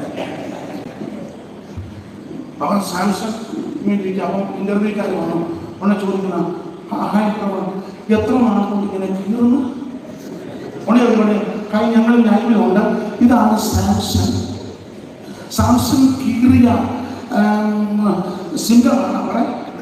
ഉടനെ നമുക്ക് സാംസൺ വിളിക്കാം. സാംസൺ എത്ര നാളുകൊണ്ട് ഇങ്ങനെ കീറുന്നു? ഉടനെ സാംസൺ പറഞ്ഞു, ഞാൻ അതിനൊന്നുമായില്ല വീഴ തുടങ്ങി. അപ്പൊ ഇതിനു മുമ്പ് എവിടെ ഇരുന്നിട്ടുണ്ടോ, കീറിയിട്ടുണ്ടോ? ഇല്ല, ഇതിനു മുമ്പ് ഞാൻ കുമ്പനാട്ടിരുന്നു, അവിടെ കീറിയായിരുന്നില്ല. കാറ്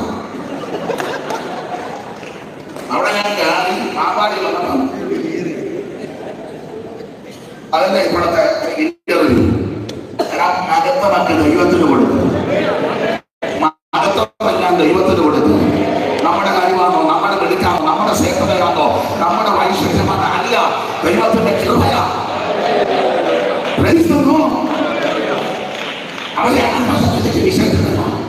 എല്ലാവർക്കും പോരാട്ടമില്ല.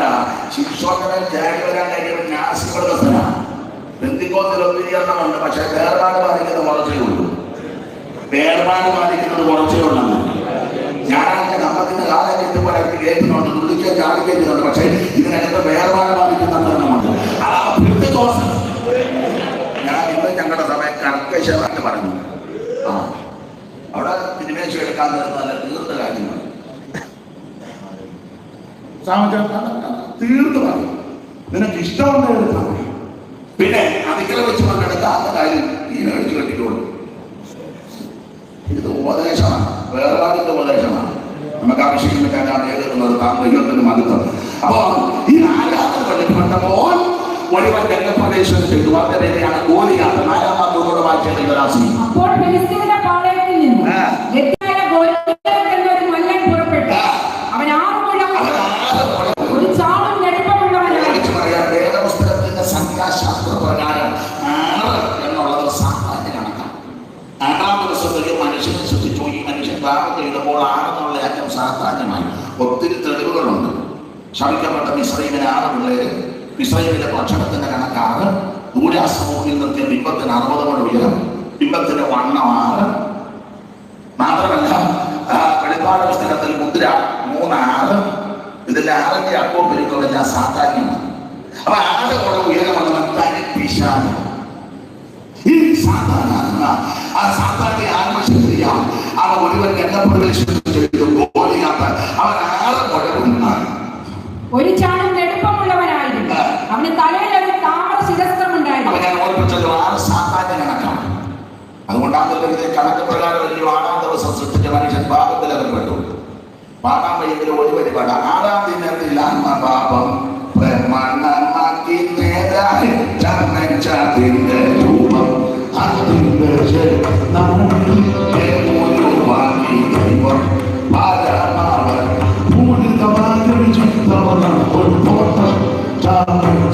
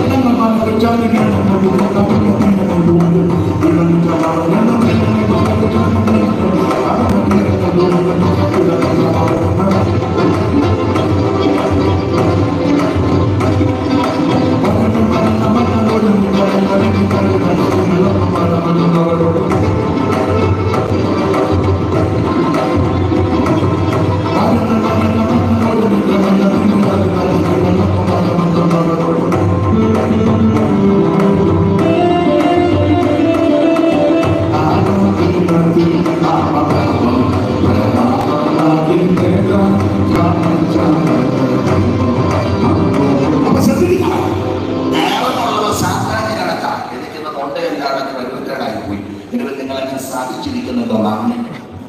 അപ്പൊ 6ത്തെ അപ്പ വരുമ്പോൾ സാധാരണമാണ്.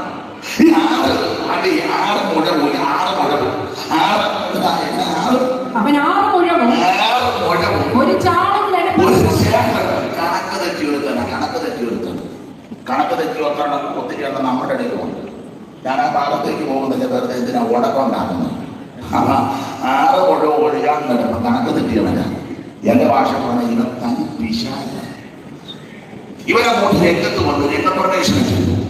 ഓടിച്ചു പറയാം ഇവൻ വന്നിട്ട് ചെയ്ത പരിപാടി 8-ാം വാക്യം വെച്ച് 8-ാം വാക്യം അവൻ നിന്ന് ഇസ്രായേൽ തലകളോട് വിളിച്ചു പറഞ്ഞത് നിങ്ങൾ വന്ന പടക്കാണ് നിരന്നിരിക്കുന്നതെന്തിന് ഞാൻ ഫെലിസ്ത്യനും നിങ്ങൾ ശൗലിന്റെ ചേവകരുമല്ലയോ? എനിക്ക് തോന്നുന്നത് ഗോലിയാത്തിന് കൃപാവരമുണ്ടോ എന്നൊരു ചിന്ത. അപ്പൊ നിങ്ങൾ ചോദിക്കുന്നത് ഗോലിയാത്തിനോ? അതെ, കൃപാവരമാണ്. ആ, ഇപ്പൊ നിങ്ങളൊരു ചോദ്യം, എന്തോ വരമാണ്.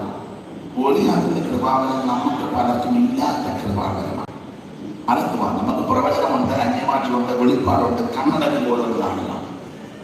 ഞങ്ങളുടെ സമയത്ത് കണ്ണുണ്ട്, വായി തുറന്നാ ഉറങ്ങുന്നത്. പ്രായമുള്ള കണ്ണയാണ്, അതുകൊണ്ട് നമ്മൾ സഹിക്കുക. അപ്പൊ ഞാൻ ചോദിച്ചു, കുറഞ്ഞു കാഴ്ചകൾ കണ്ടുകൊണ്ടിരിക്കുക. അല്ല, കാഴ്ചകൾ കണ്ടുകൊണ്ടിരിക്കുക. അതല്ല രസം. അടുത്തത് എന്നെ കാണിക്കുന്നതിന്റെ ക്ലിയറാണ്,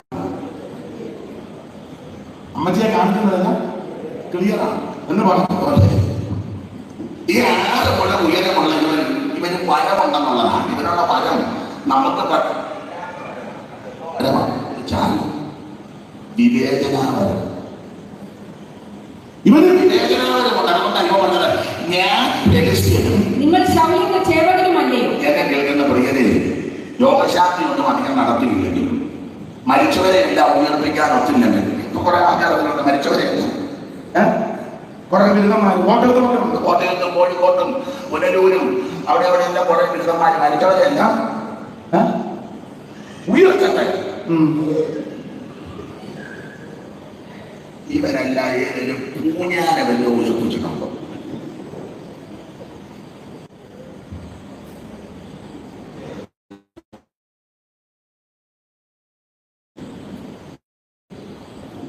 സ്ഥലം പറയുന്നില്ല. കാരണം എന്നോട് ഒത്തിരി ആളുണ്ട്. എന്നോട് അങ്ങോട്ട് പോവാണ്. ഞാൻ പറഞ്ഞു പോവാം, കല്ല് കൊള്ളാതെ പെട്ടെന്ന് പോകണം. ഞാൻ ചോദിച്ചില്ല, രാത്രി മുതൽ ഉയർപ്പിക്കാന്ന് പറഞ്ഞതാണ്. രാത്രി മുതൽ ഇപ്പം വേറെ 3-4 പേര് വന്ന് അച്ഛാ കൂടെ വരാൻ പറഞ്ഞു. അപ്പൊ എനിക്കൊരു ബലമായി വെച്ചത്. ഞാൻ പറഞ്ഞു, നിങ്ങൾ കൊണ്ടുപോകണം. ഞാൻ അവിടെ ചെന്നപ്പോ യുമാരെല്ലാം നിരന്ന് വന്ന് ഉയർപ്പിക്കുക. ഞാൻ പിന്നെ കണ്ടുവച്ച് പെട്ടെന്ന് പോകണം. എനിക്ക് തല്ലു കൊള്ളാൻ കഴിയുന്നതുകൊണ്ടാണ്. തന്നെ എൻ്റെ അവിടെ തോടുവാണ്, വണ്ടി തോടാണ്. നാളെ താങ്ങുന്ന ആ തോട്ടിൽ പെട്ടെന്ന് പോകുന്നു. അവിടെ ഉയർപ്പം നടന്നില്ല, ഉയർപ്പിച്ചില്ല. ഡെഡ്ബോഡി കൊണ്ട് പരുത്തപ്പാറ വെച്ചു, ഉയർത്തും കാവളം വിളിക്കുന്നു. ചുമ്മാ ആവശ്യമില്ലാത്ത പ്രേക്കൂട്ടൊന്നും കാണിക്കരുത്. ദൈവം ഉയർപ്പിക്കത്തില്ലെന്നല്ല പറഞ്ഞത്, ഉയർപ്പിച്ചിട്ടുണ്ട്. ഇനിയും ദൈവം അത്ഭുതം ചെയ്തു. പക്ഷെ ഈ പലരും ഈ കാട്ടിക്കൂട്ടുന്നൊക്കെ ദൈവനാമം ദുഷിപ്പിക്കുക. ആദ്യം വിവേചിക്കണം. ഇവന്റെ കൃപാവരം ഞാൻ ആരാ, നിങ്ങൾ ആരാണെന്ന് നന്നായിട്ട് വിവേചിച്ചോള.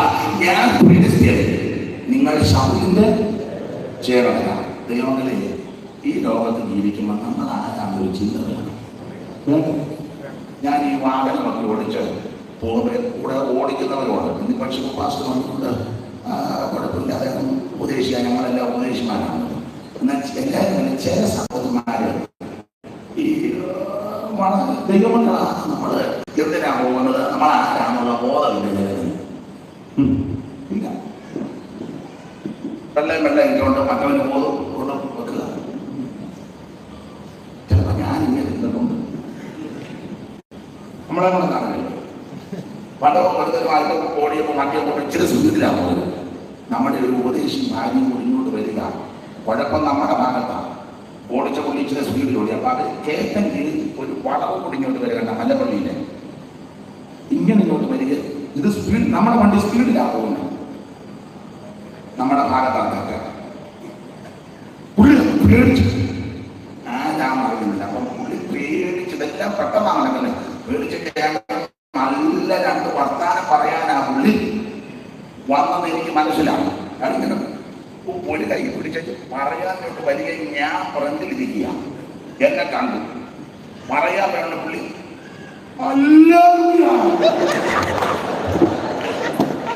അത് പറയാനല്ല പുള്ളി വന്നതാണ്, പറയാനല്ല. നല്ല 2 കാശ് പറയാനാണ്. പക്ഷേ ഫ്രണ്ടിൽ അദ്ദേഹം ഇവിടെ ഞാൻ ഉണ്ടോ എന്ന്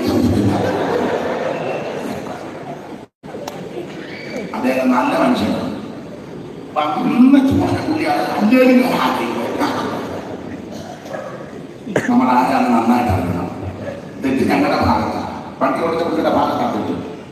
അദ്ദേഹത്തെ ഇരിക്കേണ്ടതാണ്, അതിന് അദ്ദേഹം പറയാമല്ല. പക്ഷെ പുള്ളി അത്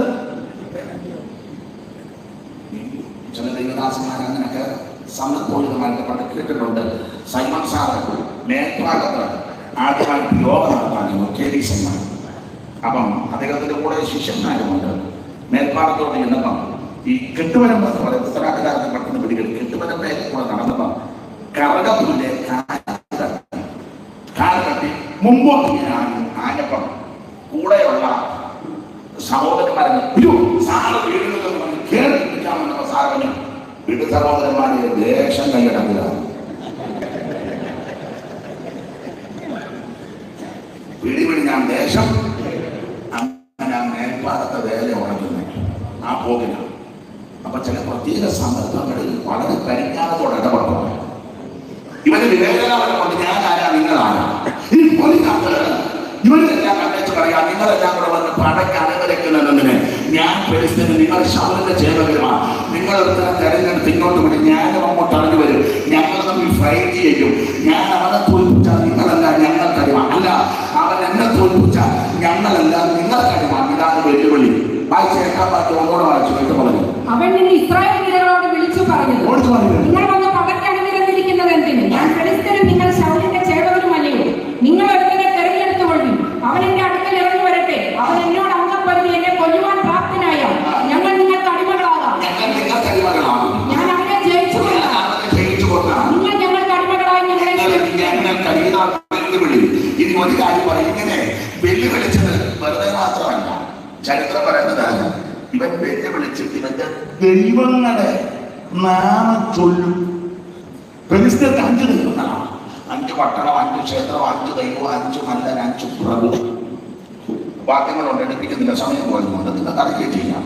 അപ്പൊ ഈ 5 ദൈവങ്ങളെ നാമം ചൊല്ലും ഫെലിസ്തീൻ. അണ്ട 43-ാമത്തെ വാക്യത്തിന്റെ 2-ാമത്തെ ഭാഗത്തിൽ തന്റെ ദേവന്മാരുടെ നാമം ചൊല്ലി എന്നൊരു പദമുണ്ട് വായില്. തന്റെ ദേവന്മാരുടെ നാമം ചൊല്ലി ദേവന്മാരുടെ നാമം ചൊല്ലി ദേവന്മാരുടെ അപ്പൊ ഇവന് വെല്ലുവിളി. നിങ്ങൾ ഇങ്ങോട്ട് വിട്, ഞാൻ പറഞ്ഞു ഇത് പറഞ്ഞേച്ച് ദേവന്മാരുടെ നാമം ചൊല്ലും. 5 ദൈവങ്ങളുണ്ട്. അപ്പൊ നന്നായിട്ട് നാമം ചൊല്ലും. ഓടിച്ചു പറയാം, എപ്പോഴൊക്കെയാ നാമം ചൊല്ലുന്നത്, എങ്ങനെയാണ് നാമം ചൊല്ലുന്നത്, ഏത് വിധത്തിൽ ചൊല്ലി. 16-ാം വാക്യം വായിച്ച 16. ആ ഫെലിസ്തീൻ 40 ദിവസം മുടങ്ങാതെ 40 ദിവസം മുടങ്ങാതെ രാവിലെയും വൈകുന്നേരവും ഇങ്ങോട്ട് നോക്കിയേ, ഇവൻ 5 ദൈവങ്ങളുടെ നാമം ചൊല്ലും. എന്ത് അല്ല ചിട്ടയായിട്ടാണ് ഇവന്റെ പ്രവർത്തനം. പിശാചിന്റെ 5 ദൈവങ്ങളുടെ നാമം അത് രാവിലെ ചൊല്ലും, വൈകുന്നേരവും. ഞാനൊരു കാര്യം ചോദിക്കട്ടെ, ഈ പെന്തിക്കോസ്തുകാരുടെ എത്ര വീട്ടിലുണ്ട് രാവിലെ വൈകിട്ട് കൃത്യമായിട്ട് പാട്ട് പാടി പ്രാർത്ഥിക്കുന്ന വീട്? ഞായറാഴ്ച സഭയെ വന്നേക്ക് ഉള്ളതല്ലേ ചോദിച്ചത്. രാവിലെയും വൈകിട്ടും വീട്ടിൽ പാട്ട് പാടി പ്രാർത്ഥിക്കുന്ന എത്ര പെന്തിക്കോസ്തുകാരുടെ വീടുണ്ടെന്ന? ഇല്ലെന്ന് പറയത്തില്ല, അങ്ങനെ വീടുകളുണ്ട്. വൈകിട്ട് പിന്നെ മിക്കടുത്ത പ്രാർത്ഥനയുണ്ട്. രാവിലെ മിക്ക സ്ഥലങ്ങളിലും മിക്കടുത്തില്ല. ഇതുവരെ പ്രഭാതയാമം കാണാത്ത ആൾക്കാരും അതങ്ങനെ ഇരിക്കുന്നത് പോലും ചിലർക്ക് ഞാൻ വളരെ പ്രാധാന്യത്തോടൊരു കാര്യമാണ്. എൻ്റെ സഹോദരന്മാരോട് നിങ്ങളൊക്കെ അങ്ങനെ തന്നെയാണ് വിശ്വസിക്കുക, അങ്ങനെ തന്നെ പോകണം.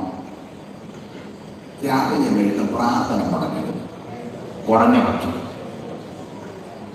ഞാൻ ഞങ്ങളുടെ വീട്ടിലുണ്ടെങ്കിൽ ശുശ്രൂഷൻ്റെ ദൂരോട്ട് പോയാൽ ചിലപ്പോൾ 1-2 ദിവസവും ദൂരോട്ട് പോയാൽ ഒക്കത്തില്ല. വീട്ടിലുണ്ടെങ്കിൽ വെളുപ്പിനെ ഞാൻ തമ്പാരടിച്ച് പാട്ട് പാടും. വെളുപ്പിനെ ഞാൻ തമ്പാരടിച്ച് വെളുപ്പിനെ പാട്ട് പാടുമ്പോൾ ആ വീട്ടിലുള്ള മുഴുവൻ എണ്ണോ എൻ്റെ കൂടെ വന്നിട്ട് പാട്ട് പാടുമ്പോൾ ഇല്ല ആ വീട്ടിൽ താമസിക്കില്ല. ആ അത് ദൈവകൃപ കൊണ്ട് ഈ മാർഗത്തിൽ വന്ന അന്ന് മുതൽ ഇപ്പൊ ഏതാണ്ട് 35 വർഷത്തോളമായി പ്രഭാത പ്രാർത്ഥനയൊന്നും മുടങ്ങിയിട്ടില്ല. അത് ഒരു ഭാഗത്തൊന്നുമല്ല പറഞ്ഞത്. ഈ ജോഷുവായിട്ട് വഴങ്ങാണ് എന്റെ മോനാണ്. 4-5 പാട്ട് പാടും. ആദ്യത്തെ 2 പാട്ടിന് ഞാൻ നമ്മൾ അടിക്കും, 3-ാം പാട്ടിന് പുള്ളിയെ കൊണ്ടടിക്കും. ഇത് പ്രാർത്ഥനയുടെ ആരാധനയുടെ ബലത്തിലാണ് നിൽക്കുന്നത്. അല്ല നിന്റെ കാശിന്റെ പുഷ്പോ, നിന്റെ രാഷ്ട്രീയ സ്വാധീനമോ, നിന്റെ കുടുംബത്തിലുണ്ടോ, നിന്റെ പ്രസംഗത്തിന്റെ വൈഭവമുണ്ടോ, നിന്റെ പ്രാസം ഒപ്പിച്ചുള്ള ഈ വകുപ്പുകളിൽ നിൽക്കുന്ന ദൈവത്തിന്റെ കൃപയാണ്. ആരാധന പ്രാർത്ഥന മുടങ്ങരുത്. നിങ്ങൾ ഓലിയാട്ട് ശാശാന്തികളുടെ കൃത്യമായിട്ടാക്കിയത് രാവിലെയും ഞാനൊരു കാര്യം പറഞ്ഞു. നിങ്ങളുടെ ഹൈന്ദവ സ്നേഹിതന്മാരെ ശ്രദ്ധിച്ചു, അമ്പലത്തിലെ കൃത്യസമയത്ത് ഇറക്കാറില്ല. ആരോ മാവോ തത്തുല്യമായ കാര്യങ്ങളോ അല്ലെ അതിനുള്ള ക്രിയങ്ങൾ കോളാമ്പി വെച്ചിരിക്കുന്ന. പണ്ട് കോളാമ്പി ഇപ്പം നിയമം അനുസരിച്ചുള്ളത്. മിക്കടത്തും 4:45 ഇറക്കാറുണ്ട്. അത് 6:15 വരെ. 4:45 6:15 എത്ര മണിക്കോ?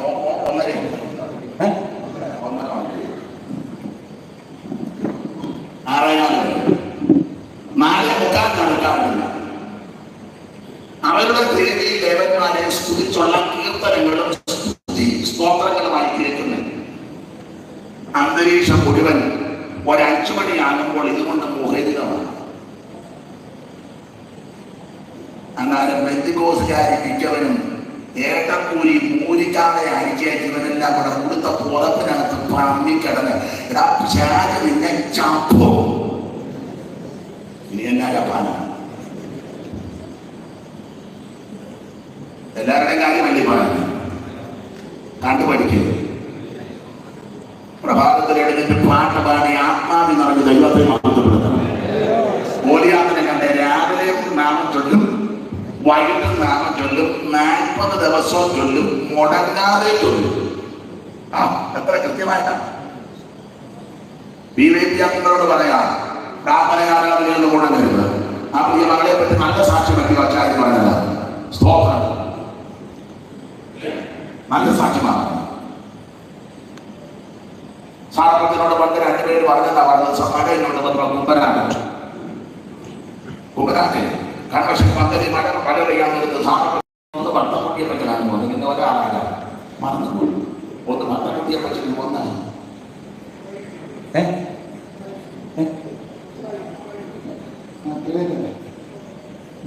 മറന്നുപോയി. ഇത് 10 യോനാചന അപ്പച്ചനാണോ ആരോ 2 പേര് ബഹുമാനപ്പെട്ട മൺമറഞ്ഞ കയ്യബ്രഹാം അവർ പറഞ്ഞു, കുട്ടിയച്ച മഴ. അപ്പൊ പറഞ്ഞതാ പറഞ്ഞ മഴയുടെ കാര്യം ഞങ്ങളേറ്റു സാറ് ദൂതരിച്ചിട്ടുള്ള പഴമക്കാര് പറഞ്ഞുള്ള താഴെ വരെ വന്ന് മഴ പെയ്യുന്നു. വടക്കേക്കവലയിലും പോയി മഴ തുടങ്ങി. കുമ്പനാട്ട് ഗ്രൗണ്ടിൽ മഴ പെയ്യുന്നില്ല. ഇതാ പെന്തിക്കോസ്. നമ്മളങ്ങനെ പറഞ്ഞു സാറിനെ ഓർത്തോണ്ടാ ഇപ്പൊ രോഗം വെച്ചത്. കമ്മിറ്റി കൂടിയപ്പോ അന്നേ പറഞ്ഞതല്ലേ മഴയുടെ സമയമായപ്പോ രോഗം വന്നു. ശ്വാസമില്ലാത്തതിനെ എല്ലാം കൂടെ ചുമന്നുകൊണ്ട് നടന്ന ഇവിടെ രാവിലെ മാത്രം ചൊല്ലുന്നു, വൈകിട്ട് നാമം ചൊല്ലുന്നു, 40 ദിവസം ചൊല്ലുന്നു, മുടങ്ങാതെ ചൊല്ലുന്നു. മാത്രമാണോ എല്ലാരും കേൾക്കയാണ് ചൊല്ലുന്നത്. സഹോദരിയാ 11-ാമത്തെ വാക്യം വായിച്ചേ. ഫിലിസ്തീന്റെ ഈ വാക്കുകൾ നാമം ചൊല്ലുന്നത് വെല്ലുവിളിയെ ഈ വാക്കുകൾ ശൗലും എല്ലാ ഇസ്രായേലിലും കേട്ടപ്പോൾ എല്ലാ ഇസ്രായേലിലും കേട്ടു. ഭ്രമിച്ച് ഏറ്റവും എല്ലാവരും കേൾക്കുകയാണ്. സത്യദൈവത്തെ സ്തുതിക്കുന്ന നീ സ്തുതിക്കും ആരെയും കേൾക്കുന്നുണ്ടോ? ഒരു സ്തോത്രം പറഞ്ഞ അകത്തിരിക്കുന്ന പുള്ളി പോലും കേൾക്കുന്നില്ല. കമ്മറ്റി കൂടുമ്പോഴും സഹായികളിലും ശാപാദന സമയത്ത് സ്തോത്രം പറഞ്ഞില്ല. ആ സമയം കഴിക്കാൻ നിന്ന്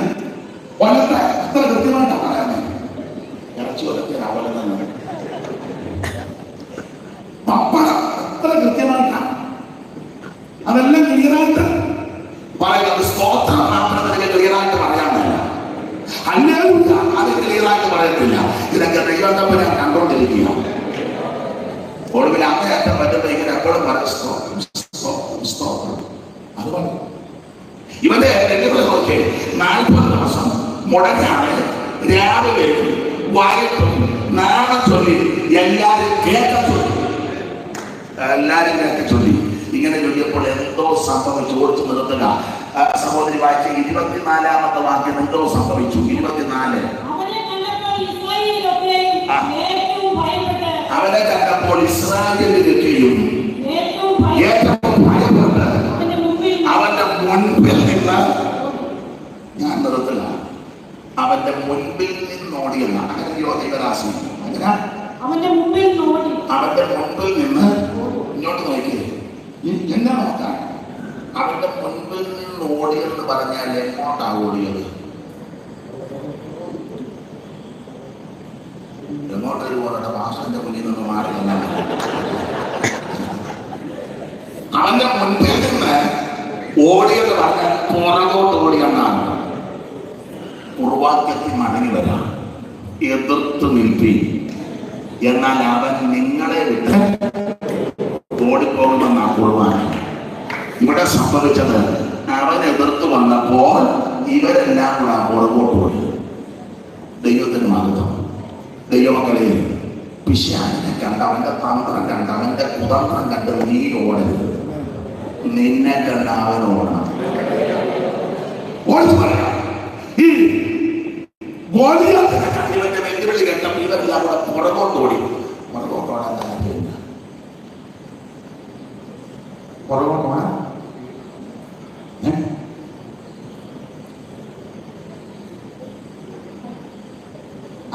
ന്യായമായ ആൻസറാണ് ഭയപ്പെട്ടെന്നുള്ളത്. ശരിയാണ്. അവിടെ ഭയപ്പെട്ടെന്നുണ്ട്. പക്ഷേ ഇവർ പേടിത്തൊണ്ടന്മാരല്ല. ആരാ? ശൗലിന്റെ കേരളത്തിൽ പേടിത്തൊണ്ടന്മാരല്ല. 15:52 വായിച്ചേ. ആ 14:52 ശൗമേലിന്റെ 1-ാമത്തെ പുസ്തകം 14-ാം അധ്യായത്തിന്റെ 52. ശൗലിന്റെ കാലത്തൊക്കെയും ഫെലിസ്ത്യരോട് കഠിന യുദ്ധമുണ്ട്. എന്നാൽ ശൗൽ യാതൊരു വീരനെയോ ശൂരനെയോ കണ്ടാൽ അവനെ താണ്ടിയടക്കൽ. അപ്പൊ ശൗലിന്റെ കൂടെയുള്ളവരാരാണ്? വീരന്മാരും ശൂരന്മാരുമാണ്. ശൗലിങ്ങനെ രാജപാതയിൽ കൂടെ പോകുമ്പോൾ, അല്ലെങ്കിൽ ഈ ജഗത്തിൽ യാത്ര ചെയ്യുമ്പോൾ, ആരോഗ്യ ദൃഢകാത്രന്മാരാകുന്ന വ്യക്തികളെ കണ്ടാൽ നോട്ട് ചെയ്യും. എന്നിട്ട് കൊട്ടാരത്തിൽ ചെന്ന് ചതനെ വിളിപ്പിച്ച് അവരെ തന്റെ പട്ടാളത്തിൽ അപ്പോയിന്റ്മെന്റ് ചെയ്യും. ഒരു വീരനെയോ ശൂരനെയോ കണ്ടാൽ നടക്കില്ല. അപ്പൊ ശൗലിന്റെ കൂടെ ഉള്ളവരെല്ലാം വീരന്മാരും ശൂരന്മാരുമാണ്. പിന്നെന്താ പുറകോട്ട് ഓടിപ്പോകാൻ കാര്യം? ഒറ്റ വാക്കി പറയാം, ഒറ്റയൊരുത്തന്റെ ആയുധമില്ല. ഒറ്റയൊരുത്തന്റെ ഒരെണ്ണത്തിന് ആയുധമില്ല. ഇസ്രായേലിൽ കൊണ്ട് ഫെലിസ്ത്യൻ തന്ത്രം ഉണ്ടാക്കി. ഇസ്രായേലിൽ പോലെ ആയുധമുണ്ട്. ആയുധം ഉണ്ടാകാൻ കാര്യം കൊല്ലന്മാർ അയ്യരികളിയാണ്. കൊല്ലൻ എവിടെയുള്ളത് കൊണ്ട് ആയുധത്തിന് പഞ്ഞമില്ല. അതുകൊണ്ട് ഫെലിസ്ത്യന് കമ്പത്തിൽ കൂടി ബില്ല് പാസ്സാക്കി ഇസ്രായേലിന്റെ കൊല്ലനെ എല്ലാം ഒതുക്കി വന്നിപ്പോ ഇസ്രായേലി ഒറ്റ കൊല്ലൻ ഇല്ല. 13:19 വായിച്ച് 13 ഓടിച്ച് വായിച്ചു. 13:19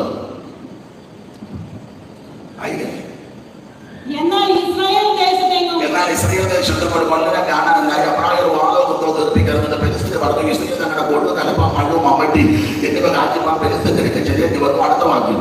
എന്നാൽ മൺവെട്ടി, കലപ്പ, മുപ്പല്ലി, മഴു എന്നിവയ്ക്കൊക്കെയും കുടിക്കോൽ കൂടിപ്പിക്കാൻ അവർക്ക് എല്ലാം വ്യാഖ്യാനിക്കുന്നതിന് അടുത്ത പറഞ്ഞു. ആകെയാണ് യുദ്ധസമയത്ത് ശൗലിനോടും യോനാഥാനോടും കൂടെയുള്ള ജനത്തിൽ ഒറ്റയൊരുത്തന് വാളുമില്ല. അതാ ഓടാൻ കഴിയും. ഒറ്റയൊരുത്തന്റെ ഈ വാളുമില്ല. ചുമ്മാ എന്തെങ്കിലും ഗ്ലോറി, വിക്ടറി, കാൽവറി എന്നൊക്കെ പറയാ. ആയുധമൊന്നും കയ്യിലില്ല. ജീസസ്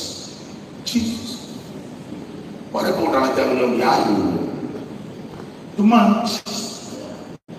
ഒറ്റയൊരുത്തന്റെ ആയുധമില്ല. അവിടെ നിൽക്കേ, ഇത് മണിക്കരുത്. എത്ര പേർക്ക് ആയുധമില്ല എന്ന് കണക്കുണ്ട്. ന്യായാധിപന്മാർ 5-ാം അധ്യായത്തിന്റെ 6 മുതൽ വായിച്ചേ. ന്യായാധിപന്മാർ 5-6 മുതൽ വായിച്ചേ. പെട്ടെന്ന്. അനാഥൻ പുത്രനാം ശങ്കരൻ നാളിലും യായാലും കാലത്തും പാതകൾ ശൂന്യമായി. അനാഥൻ പുത്രനാം ശങ്കരൻ നാളിലും യായാലും കാലത്തും പാതകൾ ശൂന്യമായി. തുറന്ന് ദെബോരയാകുന്ന ഞാൻ എഴുന്നേക്കുന്നത് വരെ ഇസ്രായേലിൽ മാതാവായിട്ട് എഴുന്നേക്കുന്ന ആളുകളെ നായകന്മാർ ഇതിലേറി അജേകമില്ല. അവർ നൂതന ദേവന്മാരെ ഭരിച്ചു, ഓമനത്വാദത്തിൽ യുദ്ധം ഭവിച്ചു. അടുത്ത വാക്യം, ഇസ്രായേലിന്റെ 40,000 മധ്യേ ഇസ്രായേലിന്റെ 40,000 മധ്യേ കുന്തവും കണ്ടില്ല, കുന്തവും കണ്ടതേയില്ല. ഒരു കുന്തവും ഇസ്രായേൽ ആൾക്കാരൊക്കെ ഇഷ്ടം പോലുണ്ട്, പക്ഷെ ആയുധമില്ല. തെളിവടത്തിലെ നേരത്തെ ചെന്നില്ലെങ്കിൽ പാർട്ടിയും നേരത്തെ ചെന്നിട്ട് സീറ്റ് കിട്ടുന്നില്ല. സ്തോത്രകാഴ്ച ചാപ്പിനകത്ത് കെട്ടി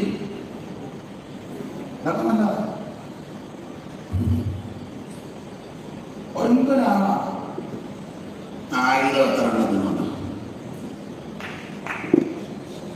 ആയുധം എത്ര എണ്ണത്തിനുണ്ട്? നമ്മുടെ പോരിന്റെ രാജ്യം തെളിയികമല്ല, കോട്ടകളെ വിൽക്കുന്ന ദൈവശക്തിയാണ്. സർവായുധവർഗത്തെ പറ്റി ലേഖനത്തിലുണ്ട്, ഞാൻ പഠിപ്പിക്കണ്ടല്ലോ. ഒന്നാമത്തെ ആയുധം സത്യം. അത് അഞ്ചാത്മാവിലില്ല.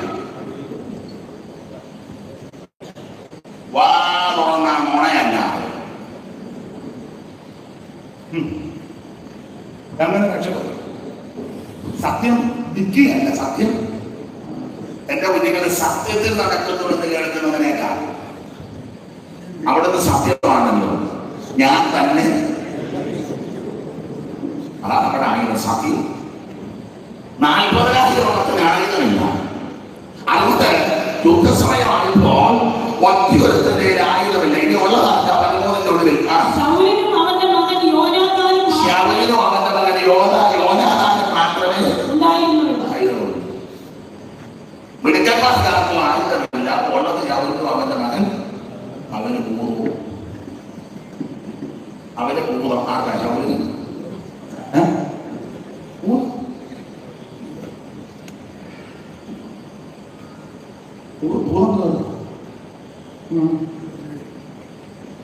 പതിനെട്ടിന്റെ 10 തോന്നുന്നു. ശൗലിന്റെ 1-ാം പുസ്തകം 10 കണ്ണിക തുടങ്ങി വായിച്ചു.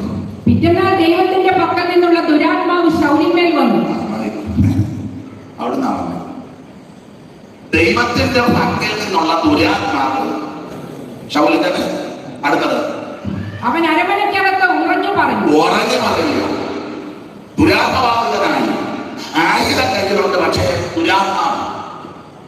എന്നാൽ ആയുധമുണ്ട്, ദുരാത്മാവാണെങ്കിലും അവരവിടെ ദുരാത്മാവിരിക്കട്ടെ. ആയുധം ഇങ്ങോട്ട് എടുക്കാന്ന് വെച്ചാൽ ആയുധത്തിന് കുഴപ്പമാണ്.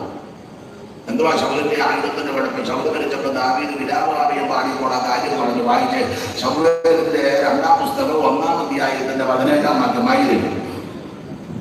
അനന്തരം ദാവീദ് ശൗലിനെയും അവന്റെ മകൻ യോനാഥാനെ കുറിച്ച് വിലാപകാരിയും പറഞ്ഞു അവന്റെ യൂദാ മക്കളെ തലമുറ അഭ്യസിപ്പിക്കുവാൻ കൽപ്പിച്ചു. അത് ശൂരന്മാരുടെ പുസ്തകത്തിൽ എഴുതിയിരിക്കുന്നവന്റെ അടുത്ത വാക്യം, ഇസ്രായേലിന്റെ പ്രതാപമായവന്റെ ഗതികളെ വിധന്മാരായി പണ്ടുപോലെ പ്രശസ്തപ്പെടുത്തുന്ന അസ്ത്രവേദികളെ പോഷിക്കരുത്. പരിസ്ഥിതിമാർ സന്തോഷിക്കരുത്. അഗ്രജർമാർ ഉല്ലസിക്കരുത്.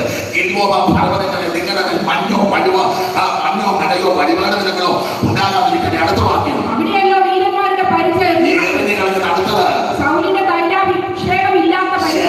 തൈലാഭിഷേകമില്ലാത്ത ഭാര്യ എന്ന് പറഞ്ഞാൽ ദുരാത്മബാധകത്തെ കയ്യിലിരിക്കുന്നത് എന്നാൽ ആരാധിക്കുന്നതിന്റെ കയ്യിൽ ഒരു ചെറിയ ചുള്ളിക്കപ്പാണെങ്കിൽ അതിൽ അഭിഷേകം പ്രാപിക്കും. ആയുധമൊന്നും കയ്യിലില്ലാതെ ശിക്ഷോ മട്ടപ്പെട്ട് നോക്കിയപ്പോൾ കഴുതയുടെ പച്ചത്താടിയല്ലേ അതിനകത്ത് കുന്നരുണ്ടെന്ന് പറഞ്ഞ് അടിച്ച് പെരുത്തന് ഒതുക്കി. അഭിഷേകമുള്ളവൻ സ്തോത്രം പറഞ്ഞാൽ ഭൂതം. അഭിഷേകമുള്ളവൻ സ്തോത്രം പറഞ്ഞാൽ രോഗശാന്തി ഉണ്ടാകും. അഭിഷേകമുള്ളവൻ അടുത്തിരിക്കുന്നവന് കൈവച്ച അവൻ രോഗശാന്തി ഉണ്ടാകും. ഇന്ന് രാത്രി അഭിഷേകത്തിന്റെ ശക്തിയിൽ എല്ലാവരും അറിയണം. പന്തലൂടെ തിരിച്ചു പോകരുത്, പന്തലൂടെ പോകരുത്. PYP അംഗങ്ങളോട്, ഈ സെന്ററിലുള്ളവരോട്, എന്നെ കേൾക്കുന്നവരോട്, അവൻ പിശാചിനെ കണ്ട നീയോടാണല്ല, നിന്നെ കണ്ട അവരോടണം. അവൻ നിന്നെ കണ്ടോടണമെങ്കിൽ സർവാന്തരിക്കണം. എല്ലാവരും കണ്ണടയ്ക്കാൻ പ്രാർത്ഥിക്കാം. എല്ലാവരും പ്രാർത്ഥിച്ചാട്ടെ. നമ്മുടെ സായുധം സത്യമലക്കി കെട്ടി നീതിക്കുന്ന വചനം PYP അംഗങ്ങളോട് പറയാം. സത്യം സംസാരിക്കണം, സത്യത്തിന് സാക്ഷികളാക്കണം, സത്യമലക്കി കെട്ടി നീതിക്കുന്ന നവനം തിരിച്ച് സമാധാന സുവിശേഷം ചെലിപ്പാക്കി ആത്മാവിന്റെ വാളെടുത്ത് പോരാ. സകല പ്രാർത്ഥനയാണ്, യാതനയാണ്. ഏത് നേരത്തും ആത്മാവിൽ പോരാടി പ്രാർത്ഥിക്കാം. എല്ലാവരും അല്പസമയം ദൈവത്തെ സൂചിച്ചാൽ എല്ലാവരും അല്പസമയം ദൈവത്തെ സൂചിച്ചാൽ